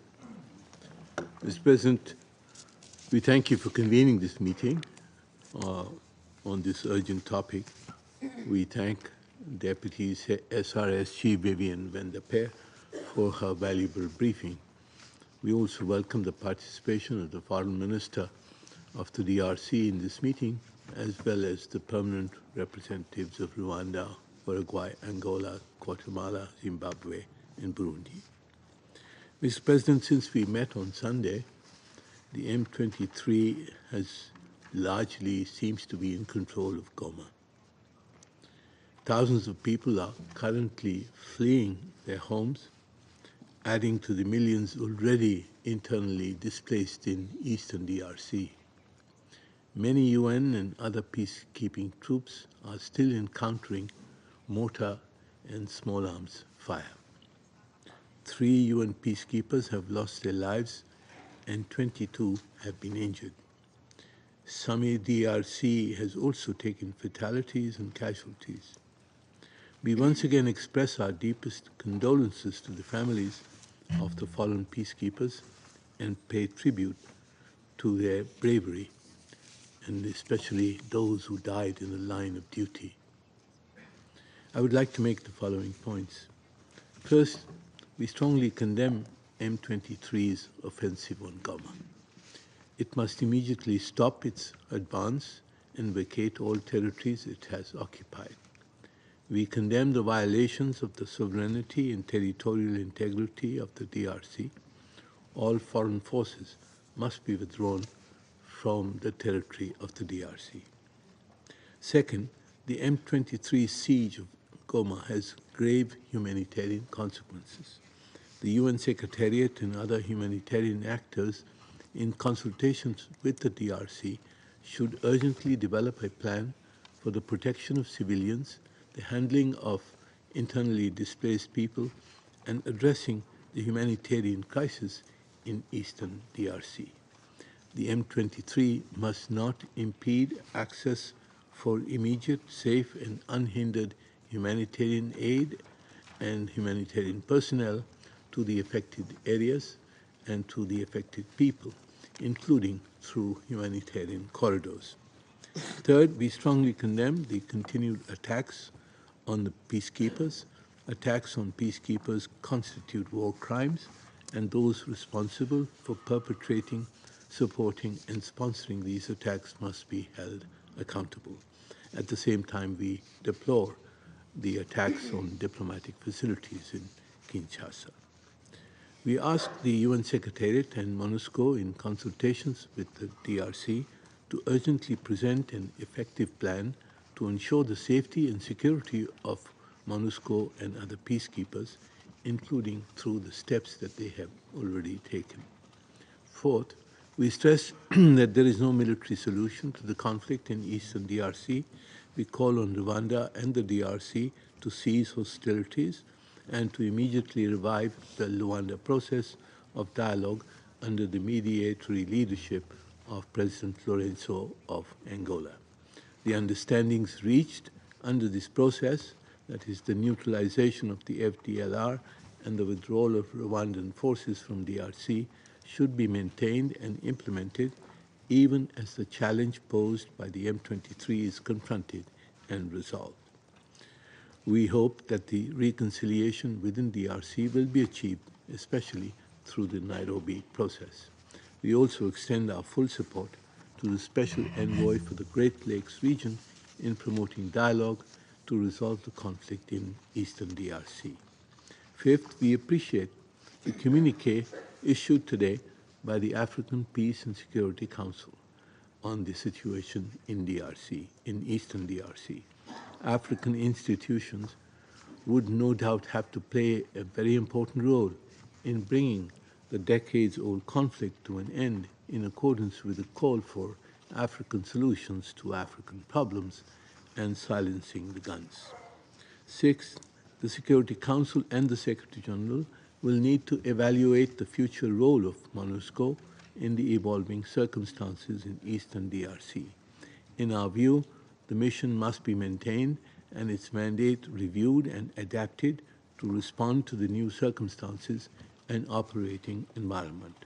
The mission will need to be adequately reinforced and equipped to discharge its current or modified mandate. Finally, Mr. President, we once again call to address the issue of the illegal exploitation of the DRC's natural resources, which is the root cause of this conflict. I thank you, Mr. President. I thank the representative of Pakistan for the statement. I now give the floor to the representative of Greece. Thank you, Mr. President. I would like to thank Ms. van der Per, Deputy SRSG, for briefing us on this urgent meeting today and commend the courage of all of MONUSCO's personnel in these very difficult circumstances. I would also like to welcome the participation of the Honorable Foreign Minister of the Democratic Republic of the Congo in our meeting. Mr. President, allow me to emphasize 4 key points. First, we strongly condemn the capture of the town of Sake on January 23rd and the invasion of Goma on January 27th by M23. We reiterate that the sovereignty, unity and territorial integrity of the DRC must be fully respected. The presence of Rwandan troops on the territory of DRC and the support to the M23, as also stated by the Secretary General on January 26, are very concerning and are strongly condemned. We call on Rwanda to cease its support to the M23 and to withdraw its forces now. Second, we call for urgent de-escalation, and we stress that it is more imperative than ever that particularly Rwanda and DRC commit to the ceasefire as agreed last August, re-engage the political dialogue, and implement all decisions and commitments agreed under the Luanda process. Greece will continue to support African-led initiatives and welcomes the emergency ministerial session on the conflict in Eastern DRC convened today by the African Union Peace and Security Council and the upcoming meeting of SADC tomorrow. We call DRC and Rwanda to return immediately to the table of negotiations.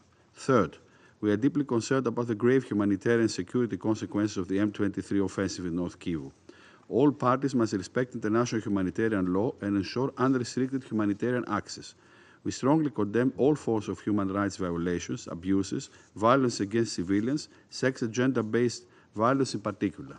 Fourth, we reiterate our full support to MONUSCO, which is acting within its mandate and doing critical work in the DRC, including in the area of Goma, stress a strong commitment to the safety and security of its peacekeepers, condemns the attacks committed against personnel, and offer condolences to the families and government of the deceased peacekeepers.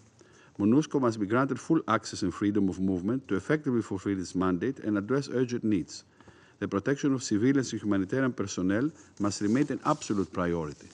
Attacks against peacekeepers may constitute potential war crimes, and those attacks against MONUSCO peacekeepers form also a basis for potential sanction designations. Mr. President, we stand ready to consider any further engagement of this Council as unnecessary. I thank you. I thank the representative of Greece for the statement. I now give the floor to the representative of Panama.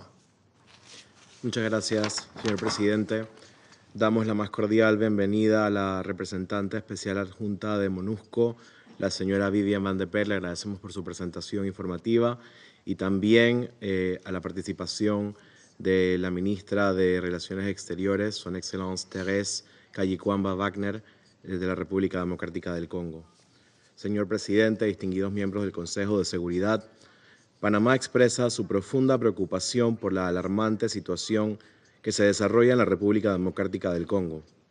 En los últimos días hemos sido testigos de una escalada de violencia que ha culminado con la entrada del M23 en la ciudad de Goma, con el apoyo de las Fuerzas de Defensa de Ruanda, según lo informado por el grupo de expertos. Esta ofensiva ha desencadenado una crisis humanitaria de proporciones devastadoras. Miles de civiles se han visto obligados a abandonar sus hogares, buscando refugio en condiciones precarias y enfrentando la suspensión de servicios básicos esenciales. La interrupción de estos servicios ha dejado a la población civil en una situación de vulnerabilidad extrema. La falta de acceso a agua potable, electricidad, atención médica y otros servicios esenciales agrava el sufrimiento de los desplazados y residentes locales. El Alto Comisionado de las Naciones Unidas para los Refugiados ha expresado su profunda preocupación por el agravamiento de la violencia y la crisis humanitaria en el este de la RDC, señalando que el número de desplazados internos ha aumentado en más de 400.000 en lo que va del año. La República de Panamá reitera su rechazo a cualquier forma de violencia que atente contra la seguridad e integridad física de la población civil. Hacemos un llamado urgente a todas las partes involucradas para que cesen las hostilidades de inmediato y respeten el derecho internacional humanitario. Apoyamos plenamente el llamado de las entidades de las Naciones Unidas para habilitar pausas humanitarias temporales en áreas críticas, así como para el establecimiento de corredores humanitarios seguros y efectivos. De igual manera, reiteramos nuestro firme respaldo a la invaluable labor de la MONUSCO, cuyo compromiso con la paz y la seguridad en la región es incuestionable.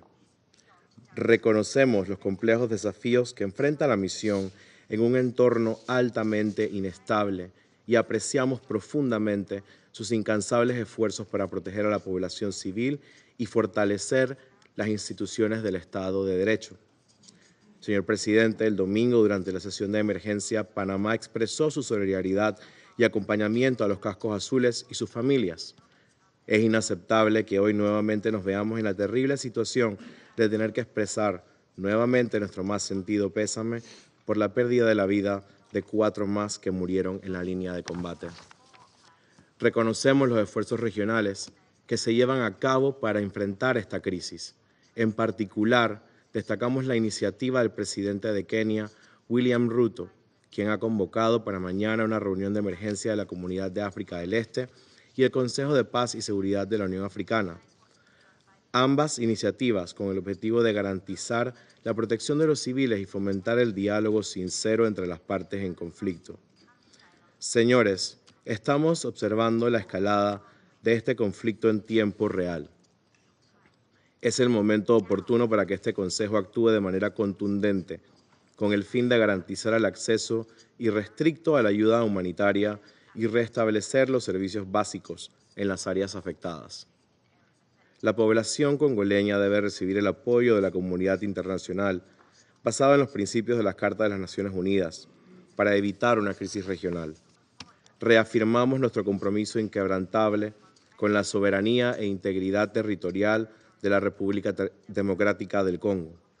Exigimos al M23 y a las Fuerzas de Defensa de Ruanda a detener de manera inmediata su avance y a proceder a su retiro completo, respetando plenamente el acuerdo del alto al fuego y los procesos de mediación en curso. Muchas gracias, señor presidente.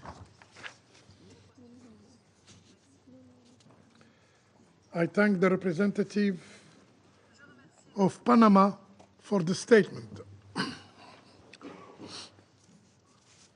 I now give the floor to Her Excellency Ms. Therese Kaikwamba Wagner, State Minister, Minister of Foreign Affairs, International Cooperation and Francophonie of the Democratic Republic of the Congo. You have the floor, Madame. Merci, Monsieur le Président. Monsieur le Président, distingués membres du Conseil, permettez-moi au nom du gouvernement et du peuple de la République démocratique du Congo d'exprimer mes remerciements pour la convocation de cette seconde réunion en 48 heures sur la situation sécuritaire dans mon pays. Je tiens à saluer l'engagement de la présidence algérienne du Conseil, ainsi que les efforts constants de ceux qui, malgré les vents contraires, œuvrent sans relâche pour la paix et la sécurité internationale. Avant de poursuivre, permettez-moi de saluer le sacrifice ultime consenti au cours des dernières 48 heures par les soldats de la paix de la MONUSCO et de la SAMI DRC en République démocratique du Congo. Je rends également hommage au courage et à la résilience des forces armées de la République démocratique du Congo, ainsi qu'à la mémoire des populations civiles congolaises victimes de l'assaut impitoyable du Rwanda. Nous, la République démocratique du Congo, reconnaissons également les pertes en vie humaine parmi les soldats rwandais au cours des affrontements, tandis que le Rwanda persiste obstinément à imposer son faux récit prétendant ne pas mener une guerre en République démocratique du Congo. Cette position coûte cher aux familles des centaines de soldats rwandais tombés dans cette guerre insensée. Même si leur propre pays refuse de les reconnaître, de leur rendre hommage ou d'accorder à leurs familles le droit de pleurer leurs pertes, nous, la République démocratique du Congo, savons combien la guerre dépasse toutes les frontières. Nous reconnaissons que la folie dans laquelle Kigali nous a entraînés fait des victimes partout. En ce qui concerne le mouvement de protestation observé ce matin dans la ville de Kinshasa, j'aimerais ici rassurer nos partenaires que le gouvernement de la République démocratique du Congo a pris toutes les mesures nécessaires pour assurer la protection des missions diplomatiques accréditées en République démocratique du Congo. Ces incidents, profondément regrettables, ne reflètent en rien l'engagement constant de notre pays envers le respect du droit international et des principes qui régissent les relations diplomatiques. Aujourd'hui, si nous sommes ici encore une fois, en moins de 48 heures, nous devons impérativement avoir le courage de nous poser cette question. Quel impact concret la déclaration de ce Conseil? Quel était l'impact concret de la déclaration de ce Conseil du 26 janvier? Monsieur le Président, à Goma, les forces armées de la République démocratique du Congo, soutenues par la MONUSCO et les troupes de la SADC, continuent à bravoure à combattre. Mais cette défense héroïque et déterminée ne saurait masquer l'ampleur du drame. Une fois de plus, les soldats de la paix, dont 4 soldats sud-africains de la SAMI DRC, ont payé le prix ultime de leur détermination. Ces victimes de plus ne sont autres que le résultat d'actes criminels constitutifs de crimes contre l'humanité, de crimes de guerre perpétrés par les RDF en toute liberté et sous silence de ce Conseil. Mesdames et Messieurs, permettez-moi une parenthèse. Parmi les 4 valeureux casques bleus sud-africains tombés à Goma, l'un d'entre eux n'a pas succombé directement pendant le combat, mais il a succombé à ses blessures. Ce drame illustre tragiquement la réalité actuelle. Des vies se perdent dans une ville assiégée, privée d'électricité, d'eau, de voies d'évacuation. Tel est aujourd'hui le sort de millions de personnes à Goma, piégées, sans accès à l'eau, à l'électricité, à la nourriture ou à un abri sûr. C'est la tragédie partagée par les citoyens congolais, ainsi que par des milliers de soldats de la paix et d'humanitaires pris au piège. Je remémore les mots poignants de la représentante spéciale, Mme Bintou Keïta, il y a 2 jours. Nous sommes piégés. We are trapped. Les dernières 24 heures Plus de 100 blessés ont été accueillis dans les centres de santé du Comité international de la Croix-Rouge. Et la situation humanitaire continue à se dégrader, avec plus de 500 000 nouveaux déplacés dans la province du Nord et du Sud Kivu, pour le mois de janvier uniquement.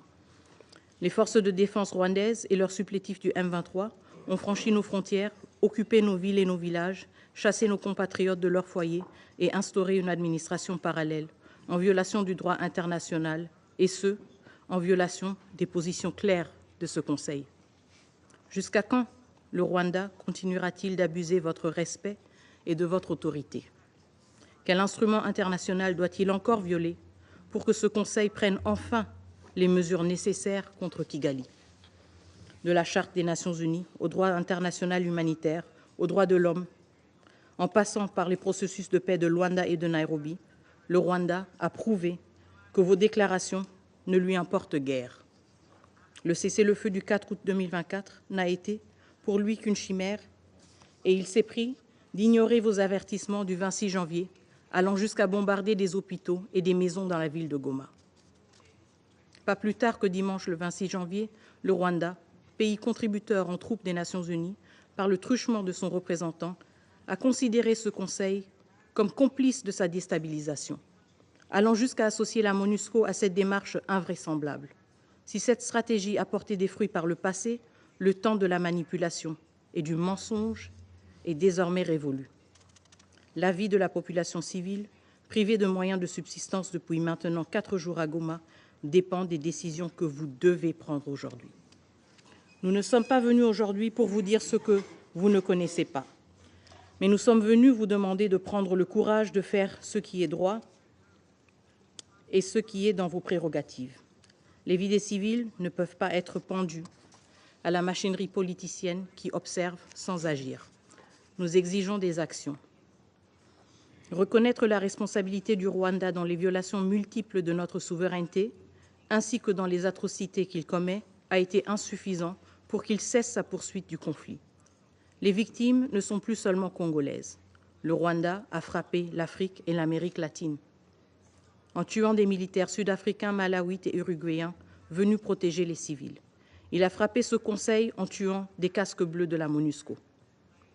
N'est-ce pas une preuve suffisante pour vous que lors de chacune des réunions convoquées par ce Conseil, la liste des orateurs regorge de pays d'Afrique et d'ailleurs, cherchant à vous pousser à agir? Dimanche, c'était l'Afrique du Sud, le Burundi, l'Uruguay. Aujourd'hui encore, nous sommes rejoints dans un esprit de solidarité par nos frères et sœurs de l'Angola, de l'Afrique du Sud, de l'Uruguay, du Guatemala, du Zimbabwe, du Sénégal, du Burundi.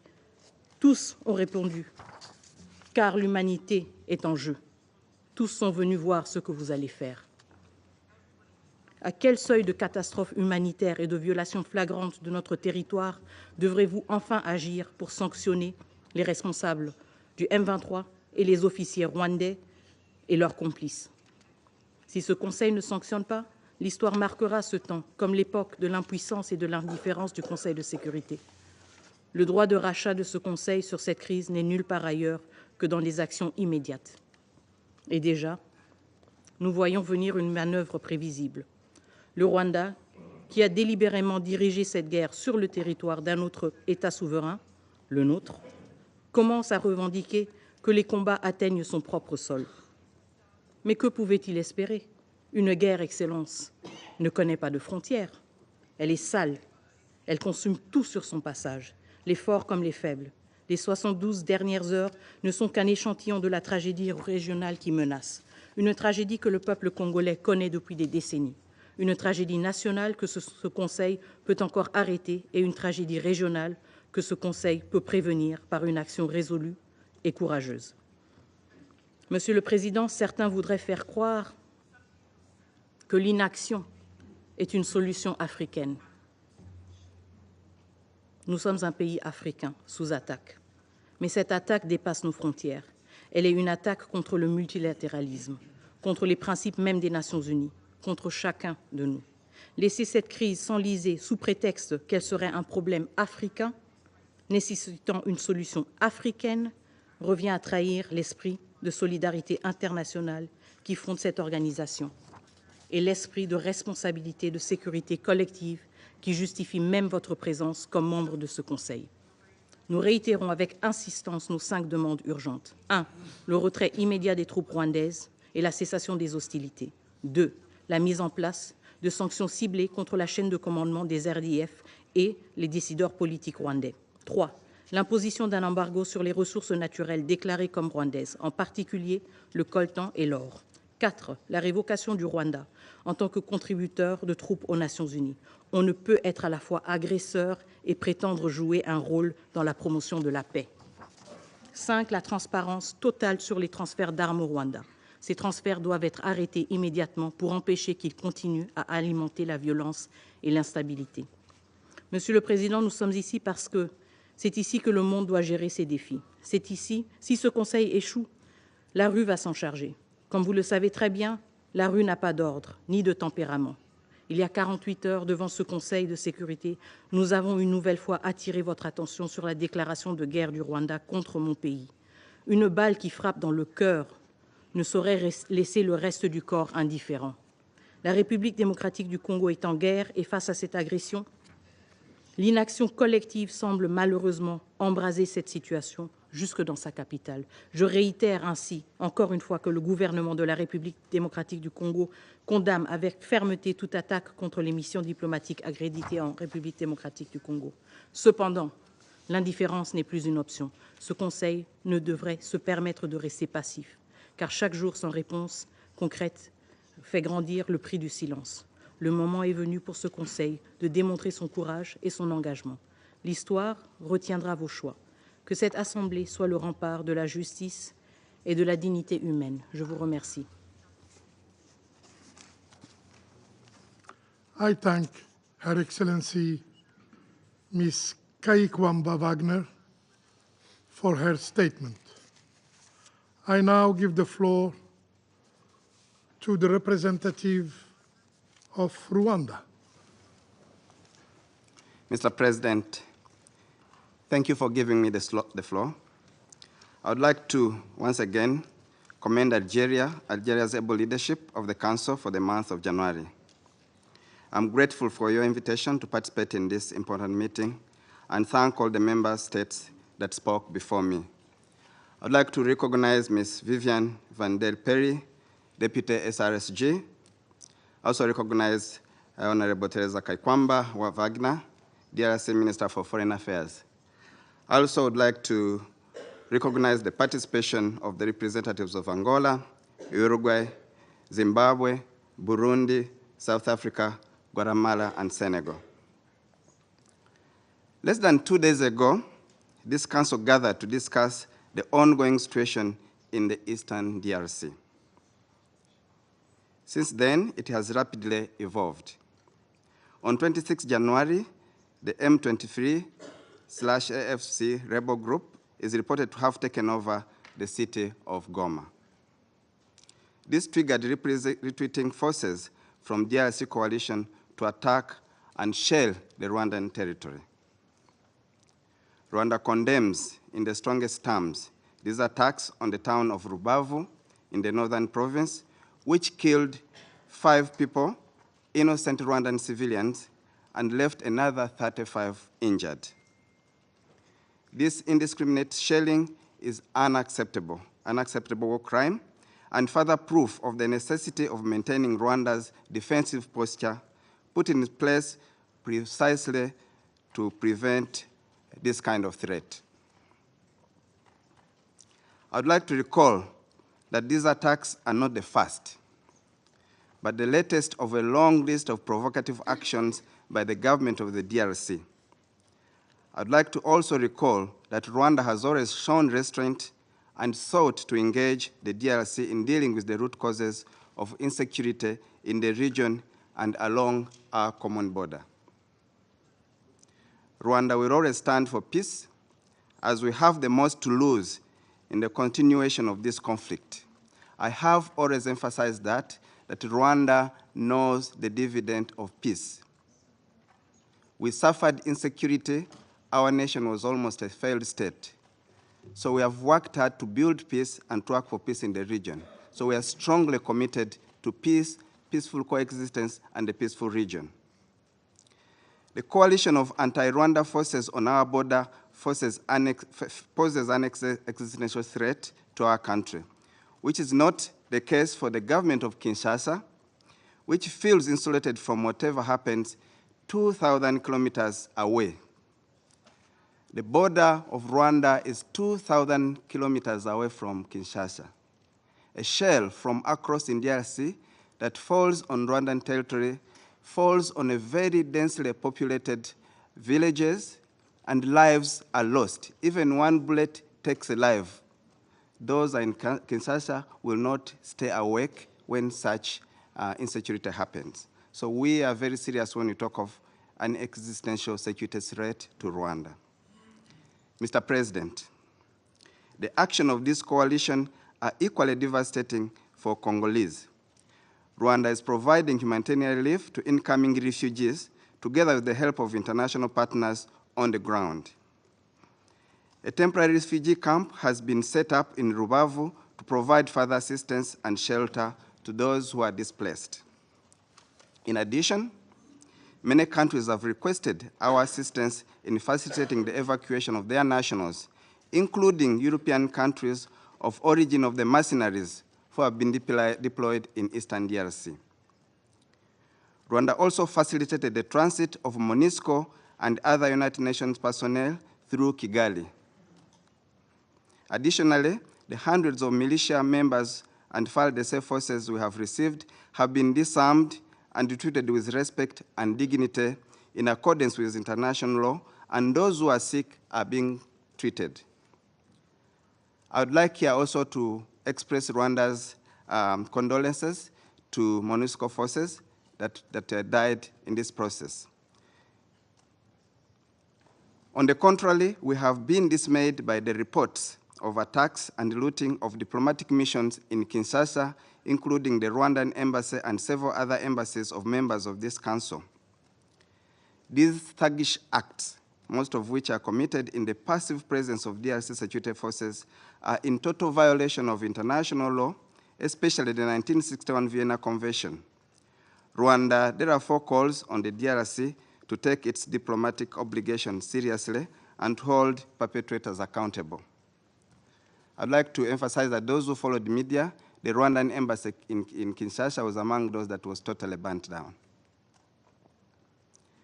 Mr. President, the deteriorating security situation in the eastern DRC has only one immediate cause: the obsession by the president of the DRC for a military solution and thirst for regime change in Rwanda. We have said over and over to this council. Indeed, this situation could have been solved a long time ago if President Tshisekedi had demonstrated political will and good faith in finding a lasting solution to this conflict. I would like to recall that President Tshisekedi took the unilateral decision to expel the M23 from the political dialogue under the Nairobi process, as well as East African Community Regional Force, which was deployed by EAC. Yet the EAC Regional Force had led to a ceasefire that held for 6 months, which led the M23 to relinquish 80% of the territory it was holding. This was from March 2023 to September 2023. To fill in this vacuum, the DRC instead decided to replace it with a SADC-led force with a more offensive mandate. These two unilateral decisions by President Tshisekedi have caused the Nairobi process to stall, despite numerous attempts to revive it. Mr. President, Council members, as if frustrating the Nairobi process was not enough, the DRC president repeatedly made inflammatory statements against Rwanda. For instance, in December 2022, in a statement addressed to Rwandan youth, he promised to help them, and I quote his exact words, "Get rid of this diabolic regime in Kigali." Those are the president's words. Moreover, in December 2023, during the last campaign, he doubled down saying that he would bomb Kigali without even setting boots on the ground. These are the exact words of the president of DRC against Rwanda, promising to cause regime change. This echoes a similar statement made on 17th November 2024 in Katanga, when he told military and provisional leadership that if he is given the opportunity to revise the constitution, he would use this new term to overthrow the government in Kigali. Those are clear and constant threats that Rwanda will never take lightly. To implement these threats, President Tshisekedi has mobilized a large coalition which includes the FDLR, genocidal militia, European mercenaries, Wazalendo militias, Burundian armed forces, and some DRC. Council members, consequently, Rwanda calls on all foreign forces deployed in the DRC to withdraw from this coalition only aimed at harming Rwanda. I wish to stress that the international community, including some members sitting in this council, have their fair share of the blame in what is happening today in the DRC, at least to condemn even threats of regime change from one member state to another. You also chose to turn a blind eye on these inflammatory statements and the build-up of the aforementioned military coalition, never once condemning the regime change agenda behind them. Mr. President, Council members, Rwanda remains committed to the Rwanda process, given important milestones that were achieved in the process that was led by President Lorenzo and Angola. And one of the milestones, the adoption of a concept of operations, the CONOPS, of the harmonized plan for the neutralization of the FDLR and lifting Rwanda's defensive forces, and a ceasefire that was agreed and was holding from August 2024. The remaining security issues between Rwanda and the DRC was the AFC M23 question. This question was therefore to be addressed. Unfortunately, in the ministerial meeting of 14th December, the DRC categorically refused any commitment of dialogue with the AFC M23. This then prevented a consensus on a draft peace agreement to be signed the following day by heads of state. Therefore, the only solution was to postpone the summit, as Rwanda is not interested in just a photo op. The heads of state were going to Angola for only one agenda item, to sign an agreement that should have been agreed. Mr. President, Rwanda deploys the intensification of hostilities between the Congolese coalition and the AFC/M23 since the breakdown of the summit. More worrying is the intensive shelling by FDLR, FARDC, from densely populated areas, including IDP camps, towards other populated areas held by AFC and M23. In order to bring about peace in Eastern DRC, Rwanda calls on the following. 1, the full implementation of mainly the neutralization of FDLR, which will lead to the lifting of Rwanda's defensive measures. 2, beyond the CONOPS, Rwanda calls on the withdrawal of foreign troops, part of the Congolese coalition, and we call for European mercenaries to be repatriated and be held accountable. 3, Rwanda believes that MONUSCO can be useful in restoring peace in Eastern DRC by stopping its support to a national army with a regime change mandate, as well as its support to a UN-sanctioned genocidal force and European mercenaries. Rwanda also reiterates its position that it has no hostile intentions against MONUSCO, despite its total failure over the past 26 years. 4, Rwanda believes in the strict adherence to the ceasefire of August 4th, 2024 by all parties, which would allow for a favorable environment for direct dialogue between the DRC and the M23. In this regard, I want to inform you that His Excellency President Kagame spoke with his counterparts from South Africa, His Excellency President Ramaphosa, yesterday. This positive conversation, held in a cordial atmosphere, was productive as it supported the already agreed ceasefire and the resumption of political talks, including with the AFC and M23. I also wish to inform you that tomorrow there will be a virtual ESC summit convened by His Excellency President Ruto on this very question. Before I close, I would like to mention that the DRC government has just claimed that there are Rwandan forces that died in DRC. I want to say that this is categorically not correct. If it was correct, DRC would have provided evidence I don't think they have that evidence. If they have evidence of any Rwandan soldiers who have died on DRC soil, they should produce that evidence, which I'm sure, I know 100% sure, is not available because that's not true. In closing, Rwanda is committed to the pursuit of a political solution to the conflict. However, we believe that the Rwanda process must not be personalized or taken as an end in itself, but as a tool to resolve security concerns between Rwanda and the DRC.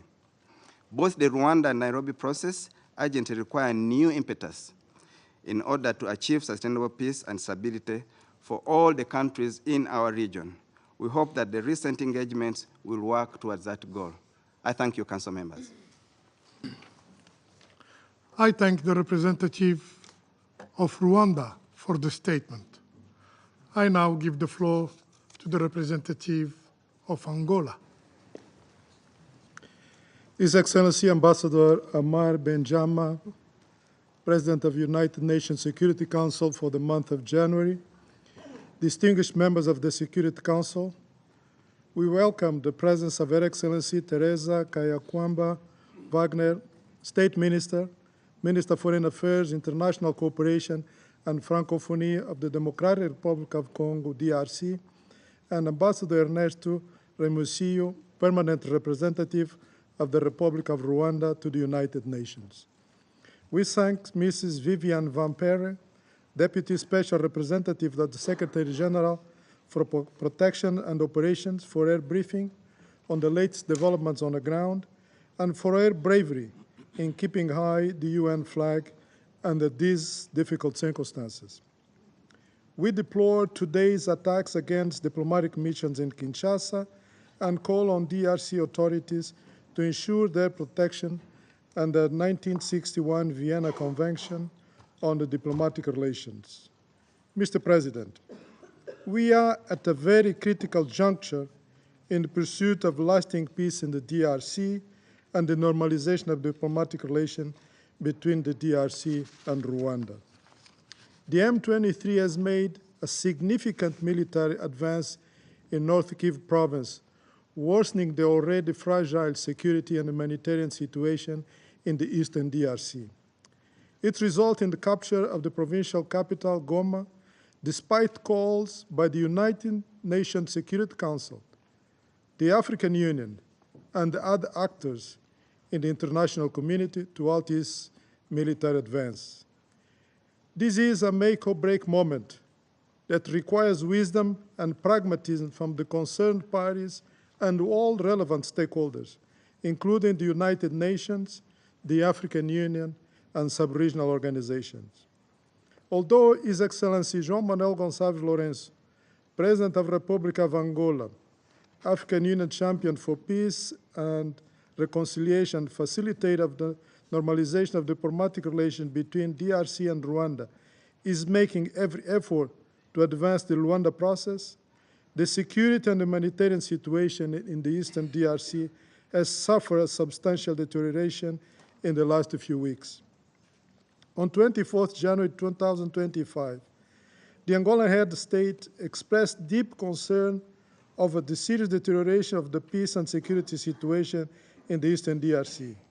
He condemned and denounced the actions of M23 and its supporters, which undermine the progress made under the Rwanda process.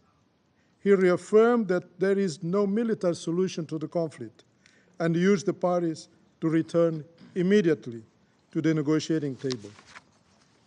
Due to the rapid deterioration of the situation, members of the enhanced ad hoc verification mechanism and the expanded joint verification mechanism deployed in the city of Goma under the Rwanda process to support the pacification process in the eastern DRC on Sunday had to be evacuated to Angola. Mr. President, the UN Security Council is the oldest last resort when it comes to maintaining international peace and security. Its mandate is clear and must be respected and upheld. Today, we have one simple and direct message to this Council. The conflict in DRC must cease and the warring parties must return to the negotiating table. The ongoing hostilities in the eastern DRC have already claimed the lives of thousands of civilians and injured many others. Credible reports indicated that Goma has neither running water nor electricity, thus making living conditions of the population and those living in the IDP camps almost unbearable. In addition, millions of people have fled their homes and they don't know where to go. We demand the immediate and unconditional cessation of hostilities, the withdrawal of M23 from the occupied area, as well as the end of its establishment of parallel administration in DRC territory. We call for the full respect of integrity of DRC in accordance with the UN Charter, the international law, and the principles of sovereign equality of all member states.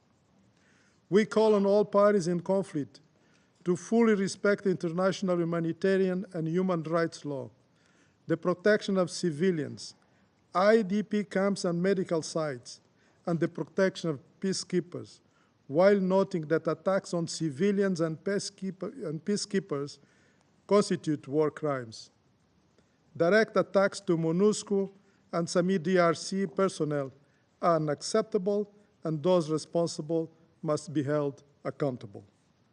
We urge the signatories of the August 2024 ceasefire agreement to urgently resume dialogue without preconditions. In this context, we call on both parties to return to the Luanda process under the facilitation of His Excellency João Manuel Gonçalves Lourenço, President of the Republic of Angola. Mr. President, the hardly won gains achieved through the Luanda process following months of intense negotiation must be preserved.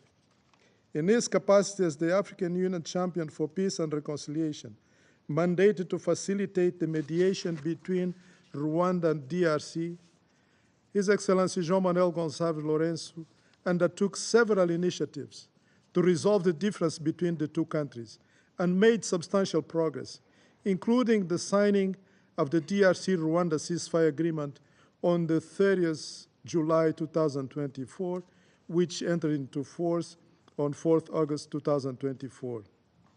On 15 December 2024, he convened a summit of the presidents of the two countries, which was subsequently postponed due to disagreement regarding how to address the M23 issue. We reiterate our call for a speedy and unconditional disescalation of hostilities and genuine and renewed commitment to peace by both sides. Immediate return to the negotiating table is the only way out, since the conflict and security challenges in the eastern DRC have no military solution. The parties must continue exploring ways to settle the M23 pending issue to create conditions to reschedule the tripartite summit. We encourage the resumption of contacts between His Excellency Uhuru Kenyatta, former President of the Republic of Kenya, and the facilitator mandate by the East African Community, with the armed groups in DRC, including the M23, under the Nairobi process to address sources of grievances that have led to the current level of insecurity in DRC. The United Nations, the African Union, sub-regional organizations, and leaders in the region must work together in a complementary approach to bring DRC and Rwanda back to the Luanda process. To conclude, Mr. President, we continue encouraging all parties to avoid any actions or rhetoric that can further escalate tensions, including provocative language and inflammatory public statements, which are counterproductive to the diplomatic efforts to achieve a lasting solution to this conflict that has prevailed for so long. In his quest to advance the Luanda process, in the last few days, His Excellency João Manuel Gonçalves Lourenço, the President of the Republic of Angola, has been in contact with several African leaders.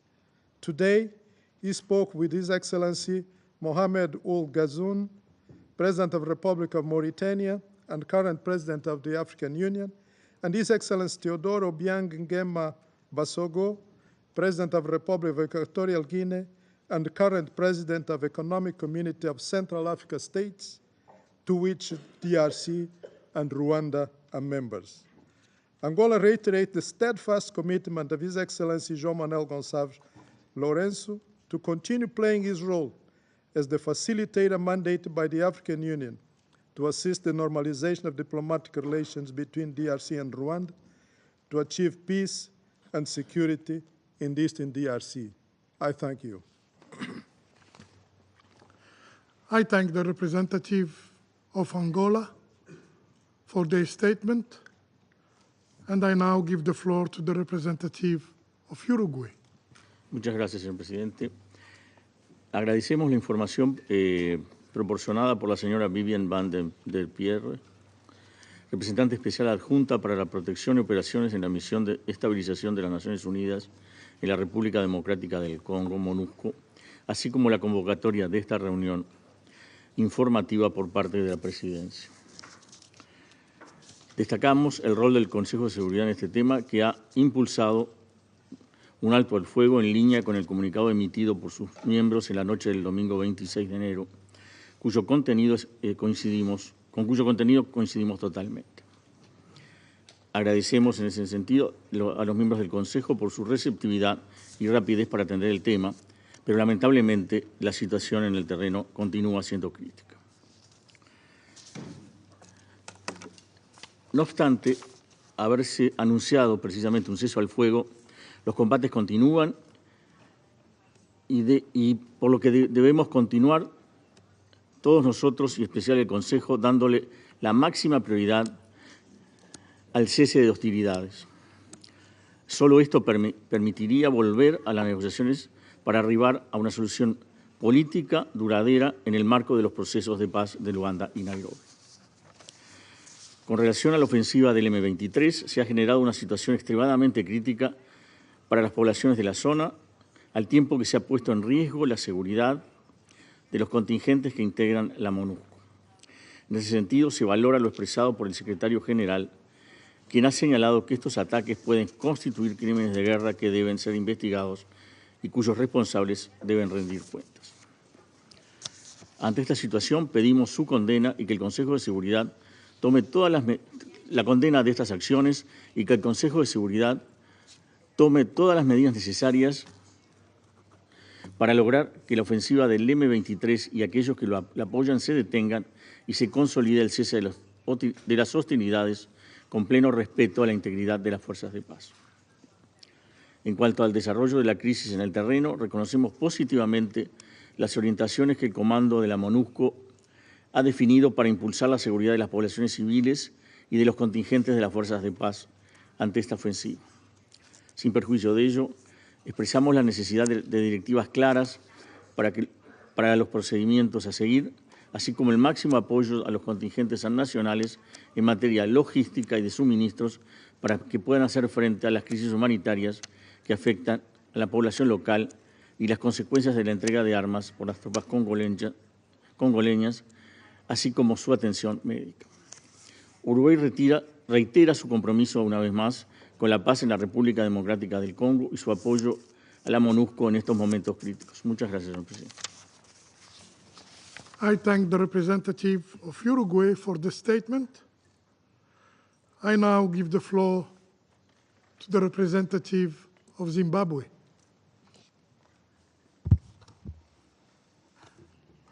Thank you, Mr. President. On behalf of the Southern African Development Community, SADC, allow me to express our gratitude to you for convening this urgent meeting to address the escalating situation in the Democratic Republic of Congo. That we meet again on this issue following the session on Sunday, the 26th of January, underscores the gravity of the unfolding crisis. We welcome the briefing by Deputy Special Representative Vivian van der Peer, and we also recognize the presence of the Foreign Minister of the DRC, Her Excellency Therese Wagner.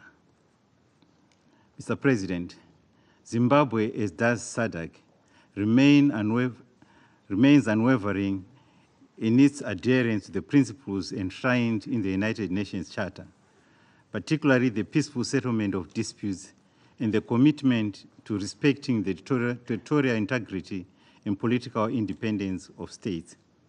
These principles are more critical than ever as we confront the deepening crisis in the Eastern DRC, particularly in Goma. Mr. President, the chairman of SADC, His Excellency President Emerson Mnangagwa, issued a statement yesterday in which he conveyed his profound concern over the deteriorating security and humanitarian conditions in the Eastern DRC, brought about by offensive operations of the M23 rebel group and its allies. He condemns unequivocally the cowardly attacks on the UN and SADC peacekeepers, some of whom have paid the ultimate price in the pursuit of peace.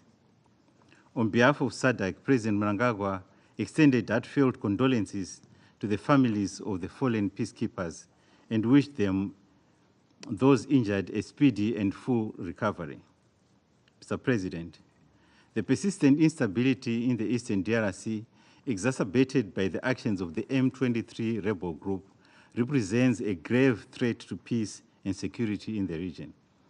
The occupation of Goma and other areas by armed groups undermines the sovereignty of the DRC and the stability of the Great Lakes region as a whole.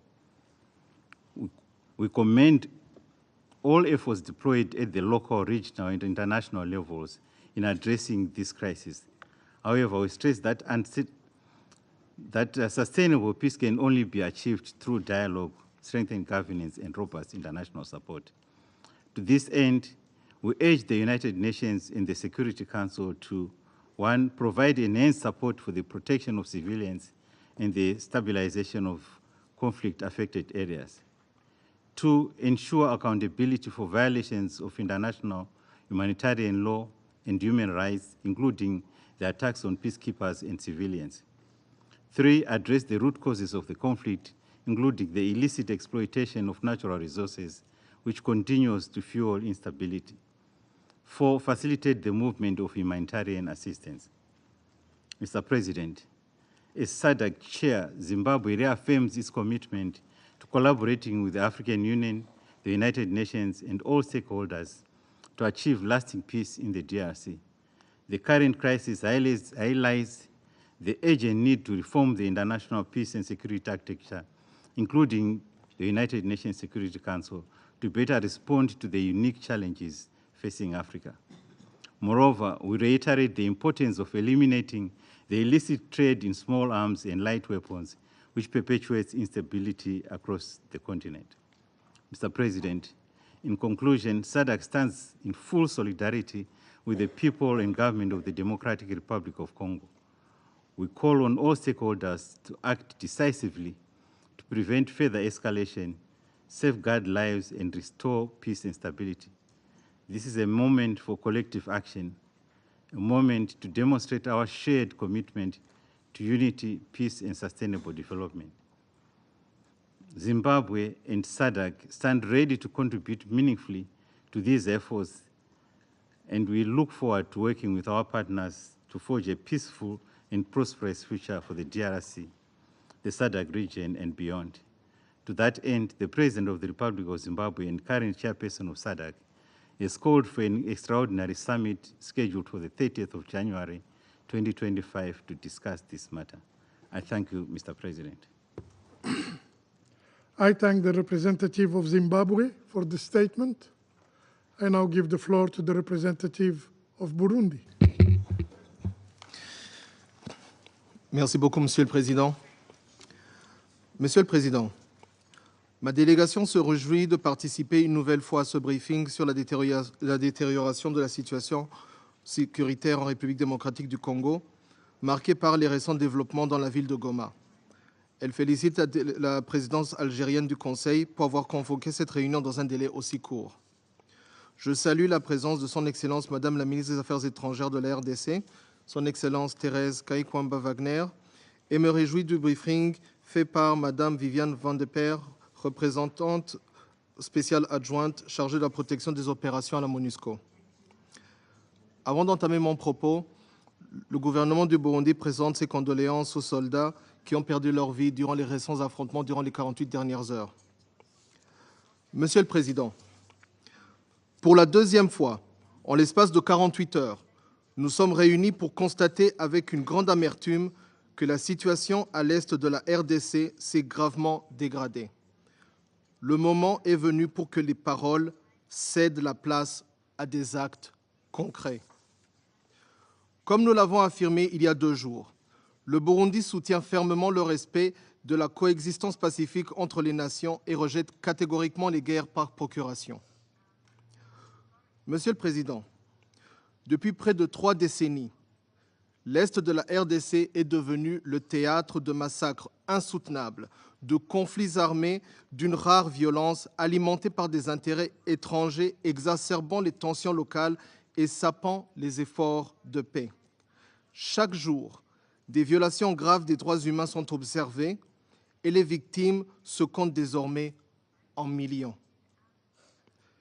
Les récents développements à Goma témoignent d'un potentiel embrasement régional. Si aucune action concrète n'est prise aujourd'hui pour condamner les responsables et bloquer leurs actions, nous risquons de devenir les témoins d'une catastrophe et l'histoire nous tiendra directement responsables. À ce jour, le Burundi se félicite des accords bilatéraux avec la RDC en matière de coopération militaire pour la sécurité des frontières communes.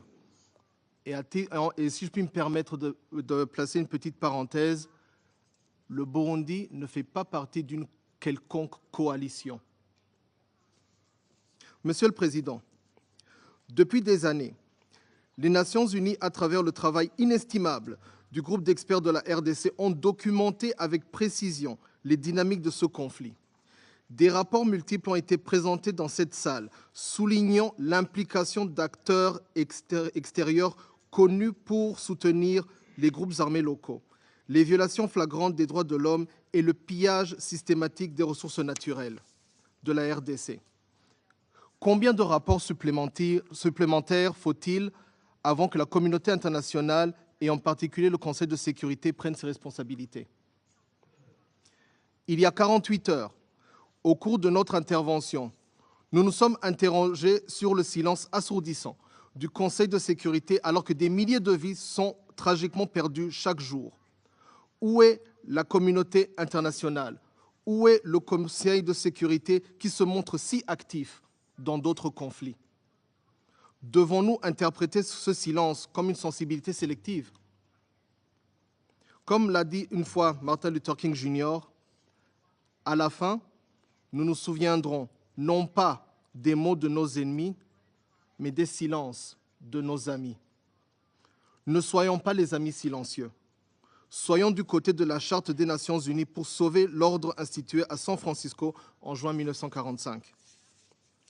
Monsieur le Président, ce conflit dure depuis des décennies et pourtant aucune résolution n'a condamné le Rwanda, auteur de violations flagrantes des principes de la souveraineté nationale et de l'intégrité territoriale de la RDC. Le Rwanda ne nie même pas sa présence sur le terrain ni son soutien au M23, comme l'ont souligné plus des 3/4 des membres du Conseil lors de la dernière réunion. L'intégrité du territoire de la RDC ne peut être compromise et les incursions armées, les ingérences étrangères, le pillage systématique de ses ressources naturelles et les violations répétées de ses frontières doivent cesser immédiatement. Au regard de la situation sécuritaire humanitaire, le Burundi s'inscrit toujours du côté du plein respect du droit international et du droit international humanitaire. À cet effet, le Burundi condamne les violations flagrantes du droit international et du droit international humanitaire, appelle à une cessation immédiate des hostilités à l'est de la RDC, à garantir que ce territoire ne devienne plus un terrain de confrontation indirecte entre acteurs régionaux et internationaux, soutient les efforts des processus de Luanda et de Nairobi en exigeant le respect des engagements pris par toutes les parties, exige le retrait des forces rwandaises de la RDC et réitère son attachement au respect de la souveraineté de la République démocratique du Congo, son intégrité territoriale, son indépendance politique et son droit à se défendre contre toute agression extérieure. Recommande de poursuivre les soutiens aux populations civiles et déplacées de guerre afin de subvenir à leurs besoins de base avec une attention particulière aux femmes et aux enfants. Pour conclure, et comme nous l'avons déjà exprimé, le Conseil de sécurité devrait être attentif aux revendications légitimes du peuple et du gouvernement congolais. Je vous remercie. I thank the representative of Burundi for the statement. I now give the floor to the representative of South Africa. Mr. President, thank you for convening a second meeting within just a few days of the current tenuous situation in the Eastern DRC. The situation on the ground remains dangerously fluid as M23 continues its offensive campaign in North and South Kivu. We thank the Deputy Special Representative, Ms. Vivian van der Peer, for her briefing. And again, we wish to recognize the presence of Minister Therese Kayikwamba-Wagner in the chamber. Since the last meeting of the Council on the situation in the Eastern DRC, 4 additional South African peacekeepers lost their lives in the continuing conflict in Goma. On 27th January 2025, M23 launched several mortar bombs aimed at Goma Airport, which landed in the base of the South African troops, killing 3 soldiers and injuring some troops. A 4th soldier, as Minister said earlier, succumbed to his injuries sustained during the weekend attacks. This illustrates that the M23 is well-resourced and would have acquired such resources through means that are against the sanctions imposed by this Council. It is a contradiction in terms that a major UN peacekeeping troop contributing country could provide resources to an illegal armed group that is conducting offensives against peacekeepers, civilians, and key infrastructure, thereby undermining the mandate of this Council. That must be addressed with utmost urgency. As we stated at the last meeting of the Council a few days ago, the future of UN peacekeeping and its credibility is at stake if we are to tolerate such violations without any ramifications. The Security Council must speak with one voice and act in unison to stop the carnage unfolding in the Eastern DRC. Unfortunately, a press statement of the Security Council, while sending an important political message, has proven to be insufficient in the current situation. Consequently, South Africa would like to highlight the following issues. Firstly, the UN needs to, as a matter of urgency, provide additional support to MONUSCO in order to reinforce operational positions. This is to ensure that MONUSCO can fulfill its primary mandate to protect civilians. This support will also assist to ensure that no further peacekeepers' lives are lost. Similarly, a stronger consideration must be made to bolster the support that MONUSCO provides to the South African Development Community Mission in the DRC, SAMI DRC. Both missions, have the primary responsibility of protecting civilians and key civilian infrastructure. They are instrumental as long as armed groups remain active in the Eastern DRC. Secondly, we remain concerned about the worsening humanitarian situation with millions of people in need of humanitarian assistance. There is a need to ensure that appropriate conditions are created for humanitarian aid to reach people in need across Eastern DRC.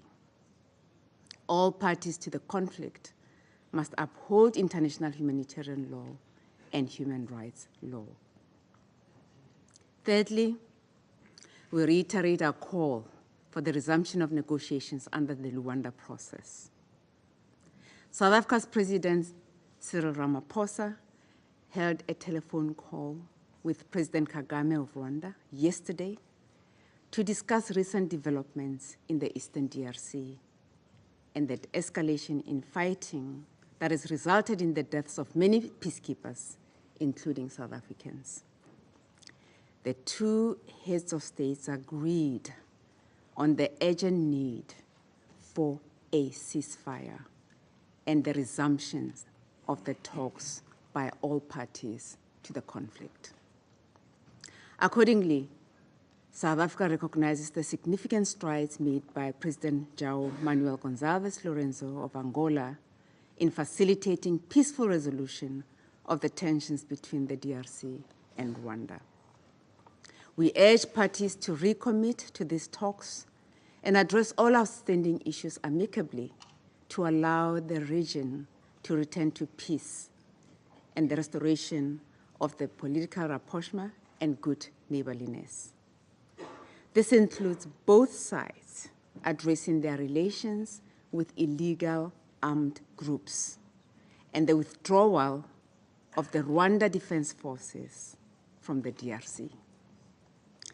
We thus look forward to the much-anticipated East African Community Extraordinary Summit likely to take place in the coming days, with the participation of both President Tshisekedi and President Kagame. Lastly, the Council needs to underline the importance of preventative measures to avoid the recurrence of the cyclical conflict in the Eastern DRC. It is well known that the genesis of this conflict is primarily the illegal exploitation of the Congolese natural resources. International and regional efforts, including those initiated by the International Conference on the Great Lakes region to address the problem of the resource curse in the region, must be operationalized and supported. As I conclude, Mr. President, I wish to remind Council members that South Africa has suffered many casualties in this conflict. The reason we never hesitate in supporting peace efforts, even at excessive cost, is because we are a product of international solidarity at whose center was the United Nations. Therefore, the ultimate sacrifice of South African peacekeepers in the promoting peace and security in the Great Lakes region should not be in vain. Our plea is for this Council to always protect those who value, safeguard, and execute the mandates adopted in this chamber, and also hold into account those who violate the decisions of this very Council. Failure to do so can only undermine the credibility of and delegitimize the authority of this Council and the United Nations as a whole.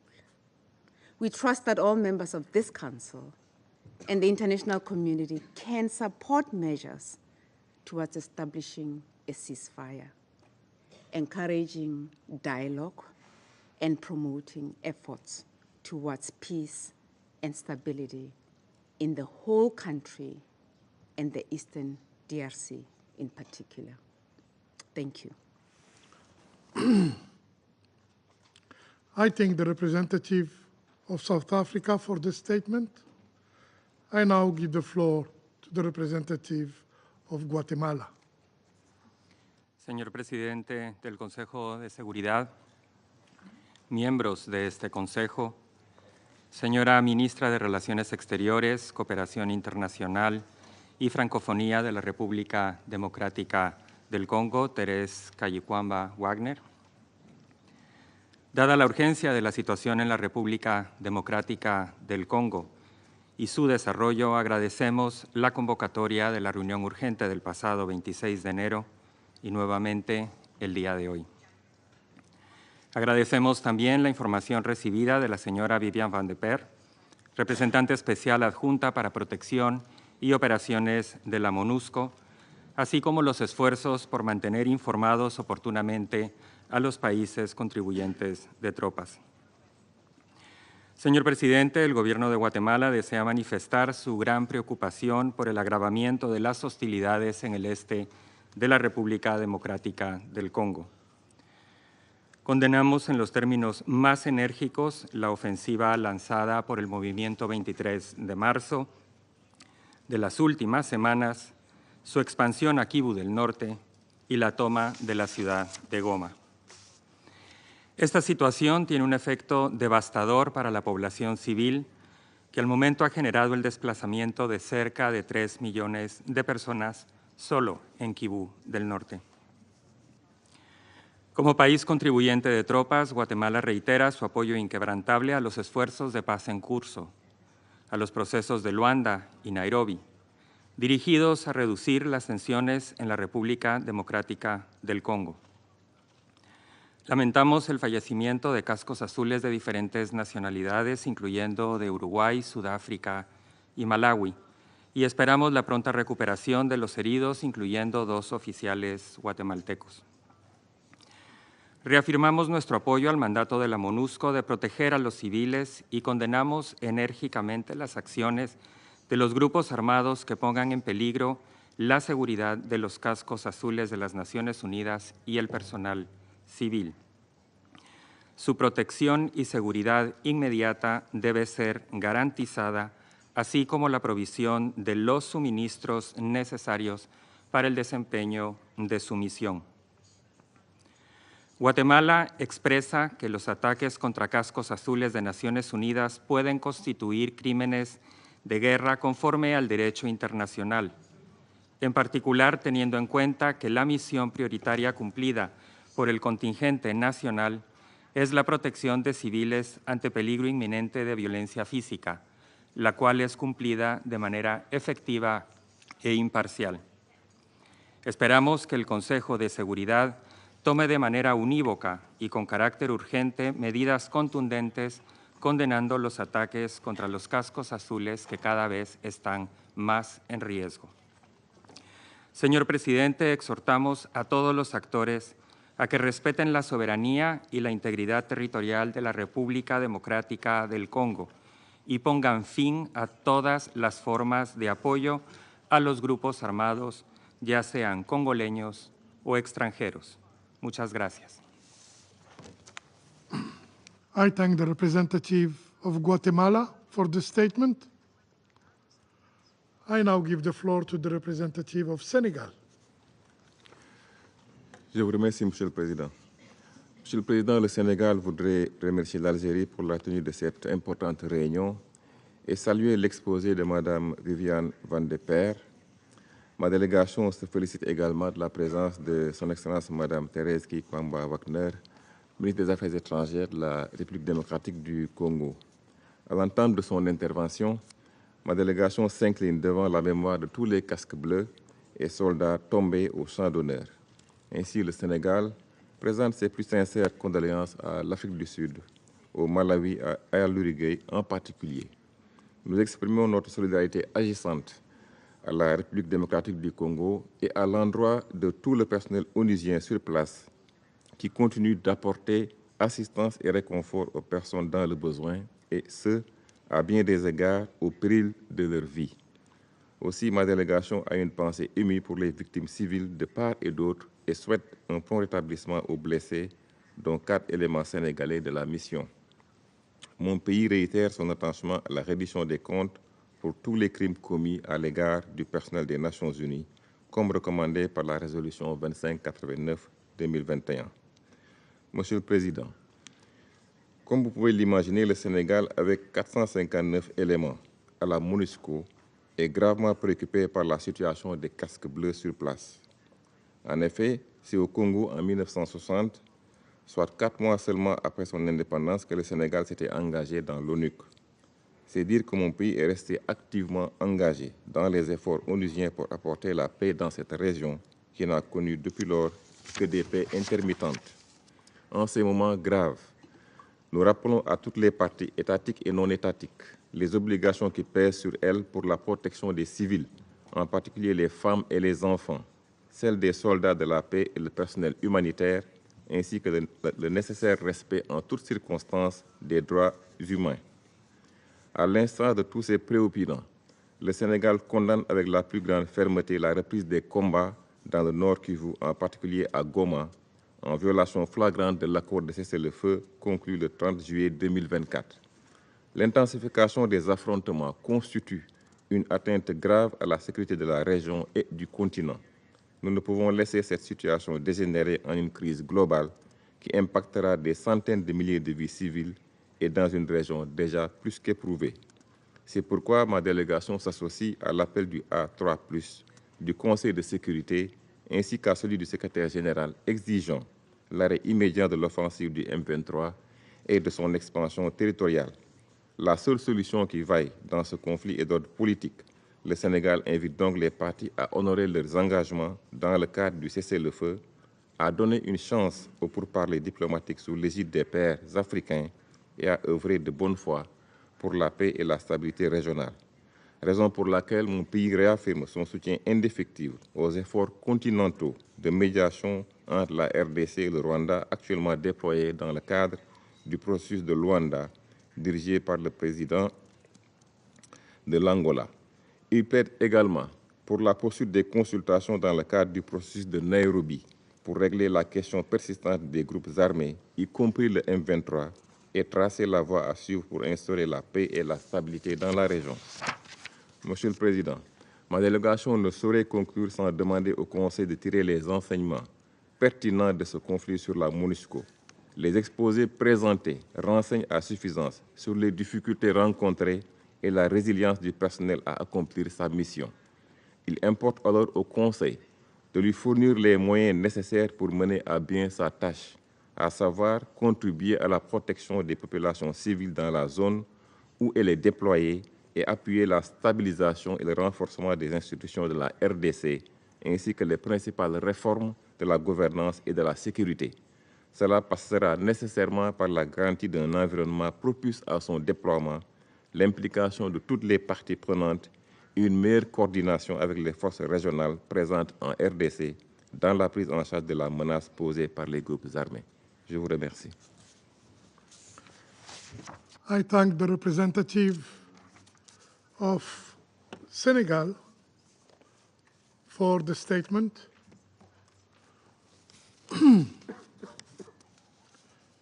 Her Excellency Ms. Thérèse Kaikwamba Wagner, State Minister, Minister of Foreign Affairs, International Cooperation and Francophonie of the Democratic Republic of the Congo, has asked for the floor to make a further statement. I give her the floor. Mr. President, thank you for the floor. Members of the Council, first of all, I would like to note that for the first time in our meetings, Rwanda did extend condolences for the fallen peacekeepers. However, I would like to rectify something. The peacekeepers did not die in a process. The peacekeepers were killed. Second of all, SADC forces deployment through SAMI DRC were not deployed unilaterally by the DRC, but rather with a mandate from the AU, an organization Rwanda is a part of, even if its behavior in the DRC clearly flaunts its principles. Third, the M23 excluded itself from the Nairobi process by renewing attacks against the FARDC. The government of the DRC has nonetheless expressed its willingness to re-include the M23 in the Nairobi process. We reject Rwanda's obsession and attempts to elevate the M23 to the level of an interlocutor deemed fit to sit at the same table as a legitimate government. 30 years down the line, we have never stooped to the level of expecting and demanding from Rwanda to talk to its brothers and sisters, the FDLR, who are still in our country. We have not stooped to that level.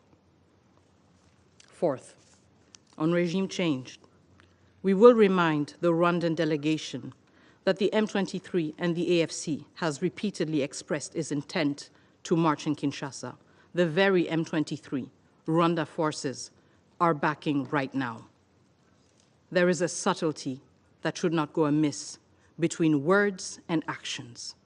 Rwanda's actions, side by side with the M23, are actions seeking to overthrow a legitimately established government. On the Luanda and Nairobi processes, we will remind the Rwandan representative that the DRC never left the negotiating table. It was Rwanda that did not show up on the 15th.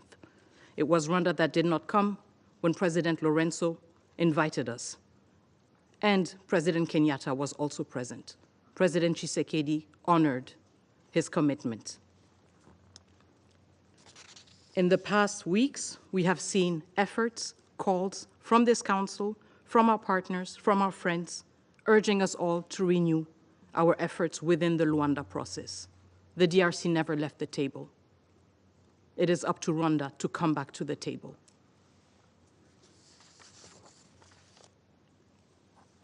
I would also like to remind the Council that in this very session, the government of the DRC, through my own statement, condemned all attacks against diplomatic missions in the DRC. We do this in our concern to abide by and respect international law. However, we have yet to hear Rwanda explain to us what its efforts have been to abide by international law and to respond to the violations it has been found guilty of in the DRC. Violations of the Charter, violations of international humanitarian law, violations of international human rights law. Members of the Council, I would like to close with what has brought us back here in less than 48 hours.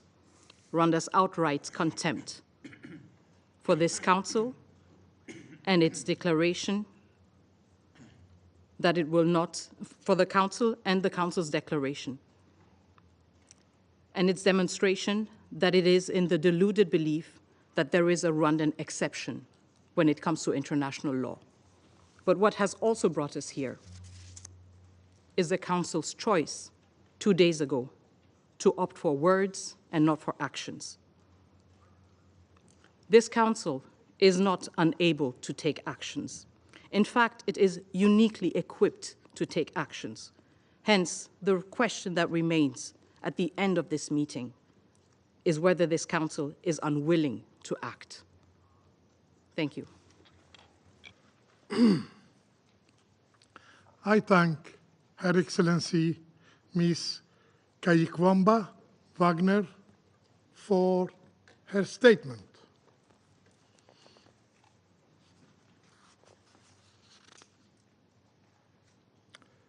There are no more names inscribed on the list of speakers.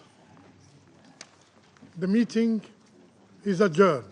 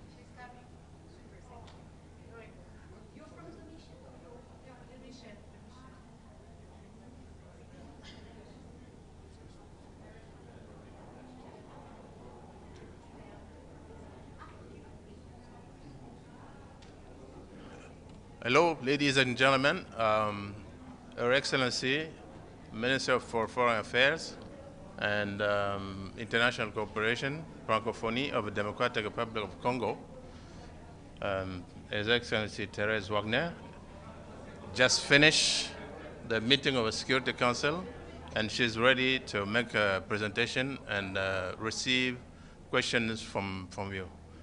Your Excellency, you have the floor.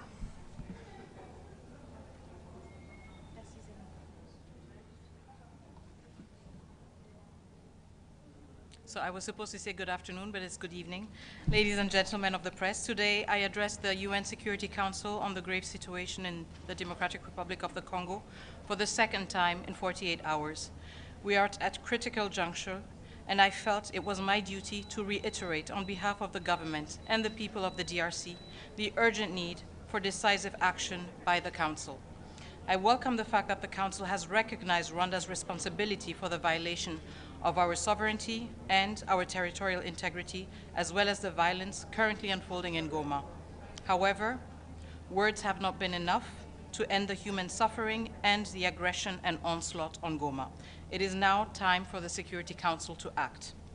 Millions have been displaced, thousands are trapped in the besieged city of Goma with restricted access to food, water, electricity, security. Countless lives have been lost. Enough is enough. Rwanda cannot be allowed to continue to act with impunity, and I therefore called on the Council to act in defense of the principles of multilateralism and international law. The DRC welcomes the decision by Germany, not a Council member, to cancel its planned meetings next month on development aid with Rwanda and to urge Rwanda and the M23 to withdraw their troops. This is an example of the kind of action that we are calling for the rest of the international community to take, whether they are Council members or not. The Security Council should take note. They cannot remain silent or inactive any longer. As I stated in the Security Council today, we demand 5 immediate actions, very actionable and very precise. Firstly, the unconditional withdrawal of Rwandan troops from sovereign Congolese territory. There is no path to sustainable, peaceful resolution without this crucial step. Secondly, it is imperative that the Council introduces sanctions targeting the command structure of the Rwandan Defense Forces to undermine its ability to wage war against the DRC and its people. Thirdly, the introduction of an embargo on Rwanda's illicit exploitation and exportation of mineral resources in the DRC will stem the financing of this aggression. As a reminder, the United Nations Group of Experts report, the last one, indicated that over 150 tons were illegally mined on a monthly basis and exported by Rwanda under the label of Rwandan minerals. Thank you. Fourthly, we are calling for the suspension of Rwanda as a contributor of troops to UN peacekeeping missions. We need to end the double standard, where Rwanda is able to contribute to UN peacekeeping forces while its troops kill members of the MONUSCO mission and the SADC mission. In less than 4 days, over 14 peacekeepers were killed, and this in absolute impunity. Finally, there must be total transparency in arms transfers to Rwanda in order to stem its ability to stoke further violence. This aggression is not only a threat to the DRC, but also to the entire region and the principles enshrined in the UN Charter. It is time for the United Nations Security Council to act decisively and send a clear message that Rwanda's aggression and impunity will not be tolerated. As I said to the Council, the rules of multilateralism apply to us all. There is no Rwandan exceptionalism. Thank you.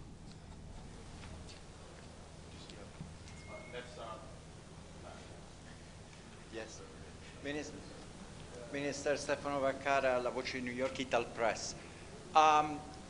We heard what the Security Council, they did a lot of speeches about which of the P5, which one is not doing and didn't satisfy you or what you expected, and why the Security Council is still not doing what you expected the Security Council to do?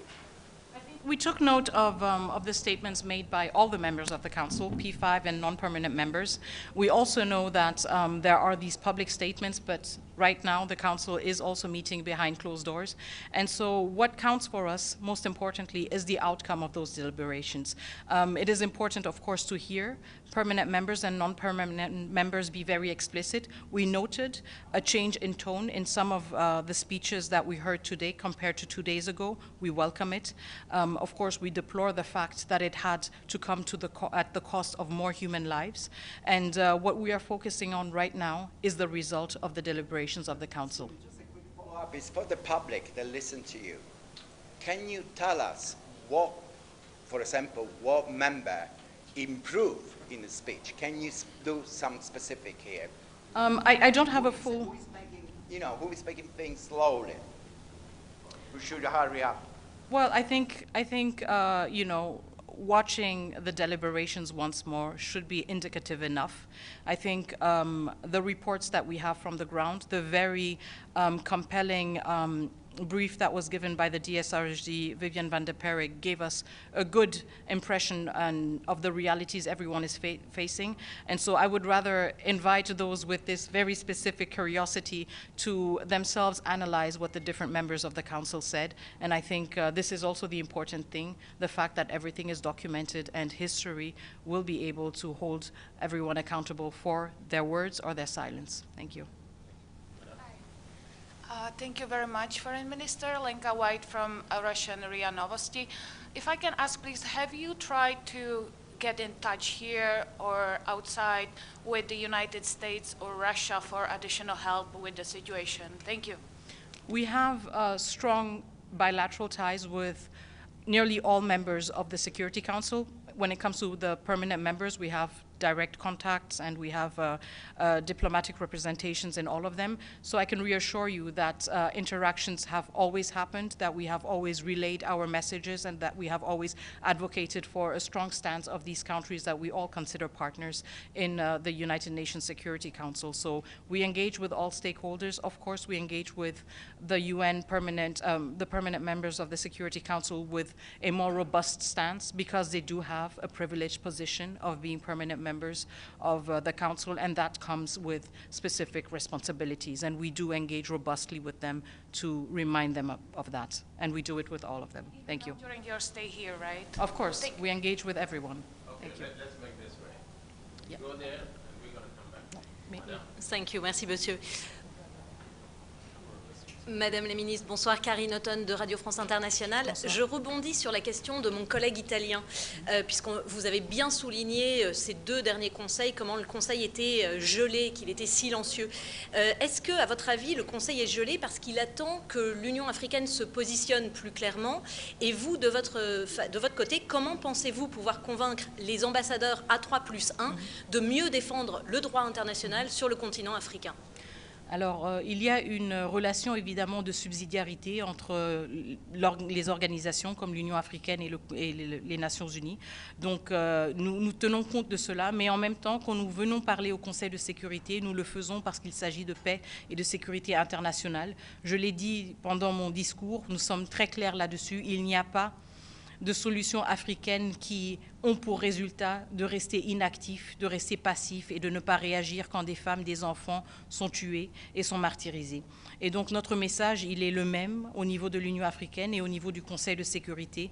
Nous attendons des actions fermes qui sont aussi à la hauteur des ambitions que chacune de ces organisations se sont données et chacun de ses membres a la responsabilité de réaliser et de respecter.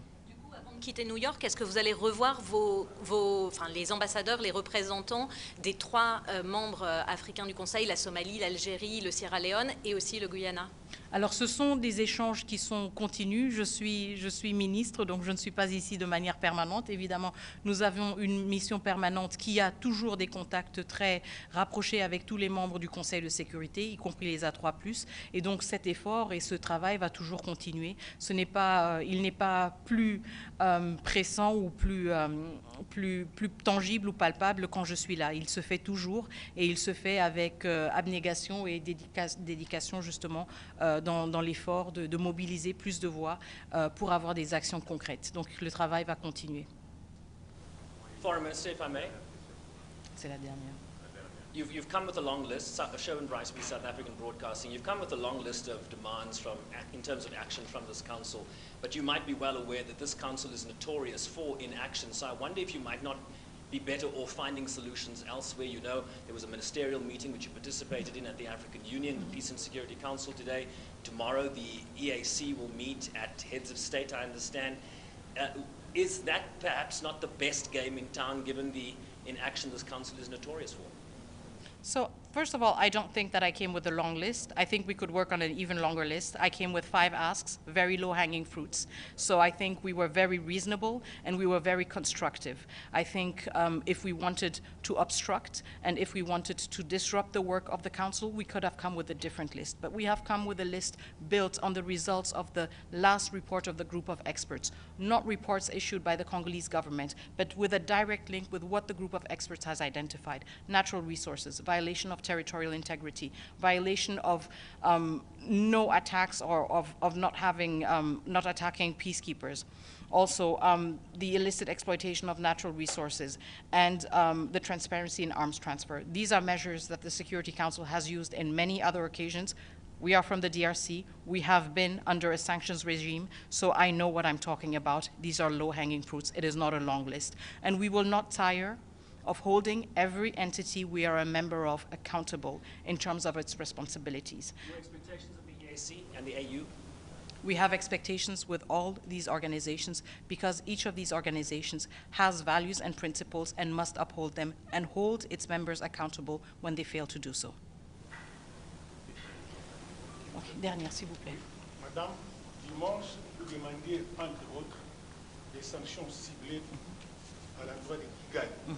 Ce mardi, l'Allemagne a pris une décision conditionnant son aide au développement au retrait des troupes rwandaises et du M23 du territoire national. Considérez-vous cette action allemande comme un pas décisif pouvant inciter les autres capitales à agir de manière ferme contre le Rwanda? En tout cas, c'est une décision que nous saluons et que nous avons reçue avec satisfaction parce que justement, c'est une décision qui nous montre que des pays, membres ou non membres du Conseil de sécurité, peuvent prendre des actions très concrètes, peuvent prendre des actions en fonction de leurs relations et des outils dont ils disposent. Et nous espérons sincèrement que cette action courageuse va aussi motiver tous les pays membres de la communauté internationale, qu'ils soient au Conseil de sécurité, qu'ils soient au niveau de l'Union africaine ou dans d'autres organisations, à justement réfléchir sur ce qu'ils peuvent faire pour mettre fin à ce drame qui a duré bien trop longtemps. Donc nous saluons cette initiative, mais nous ne pensons pas qu'elle devrait être isolée, nous pensons qu'elle devrait être l'inspiration d'autres initiatives robustes et informées par les capacités et les mécanismes dont chaque pays et chaque organisation dispose pour justement s'assurer que le droit international soit respecté en République démocratique du Congo, mais à travers le monde aussi. Merci beaucoup. Thank you very much. Merci beaucoup. You can now take more questions. Sorry for that. Merci, Monsieur l'Ambassadeur. À bientôt.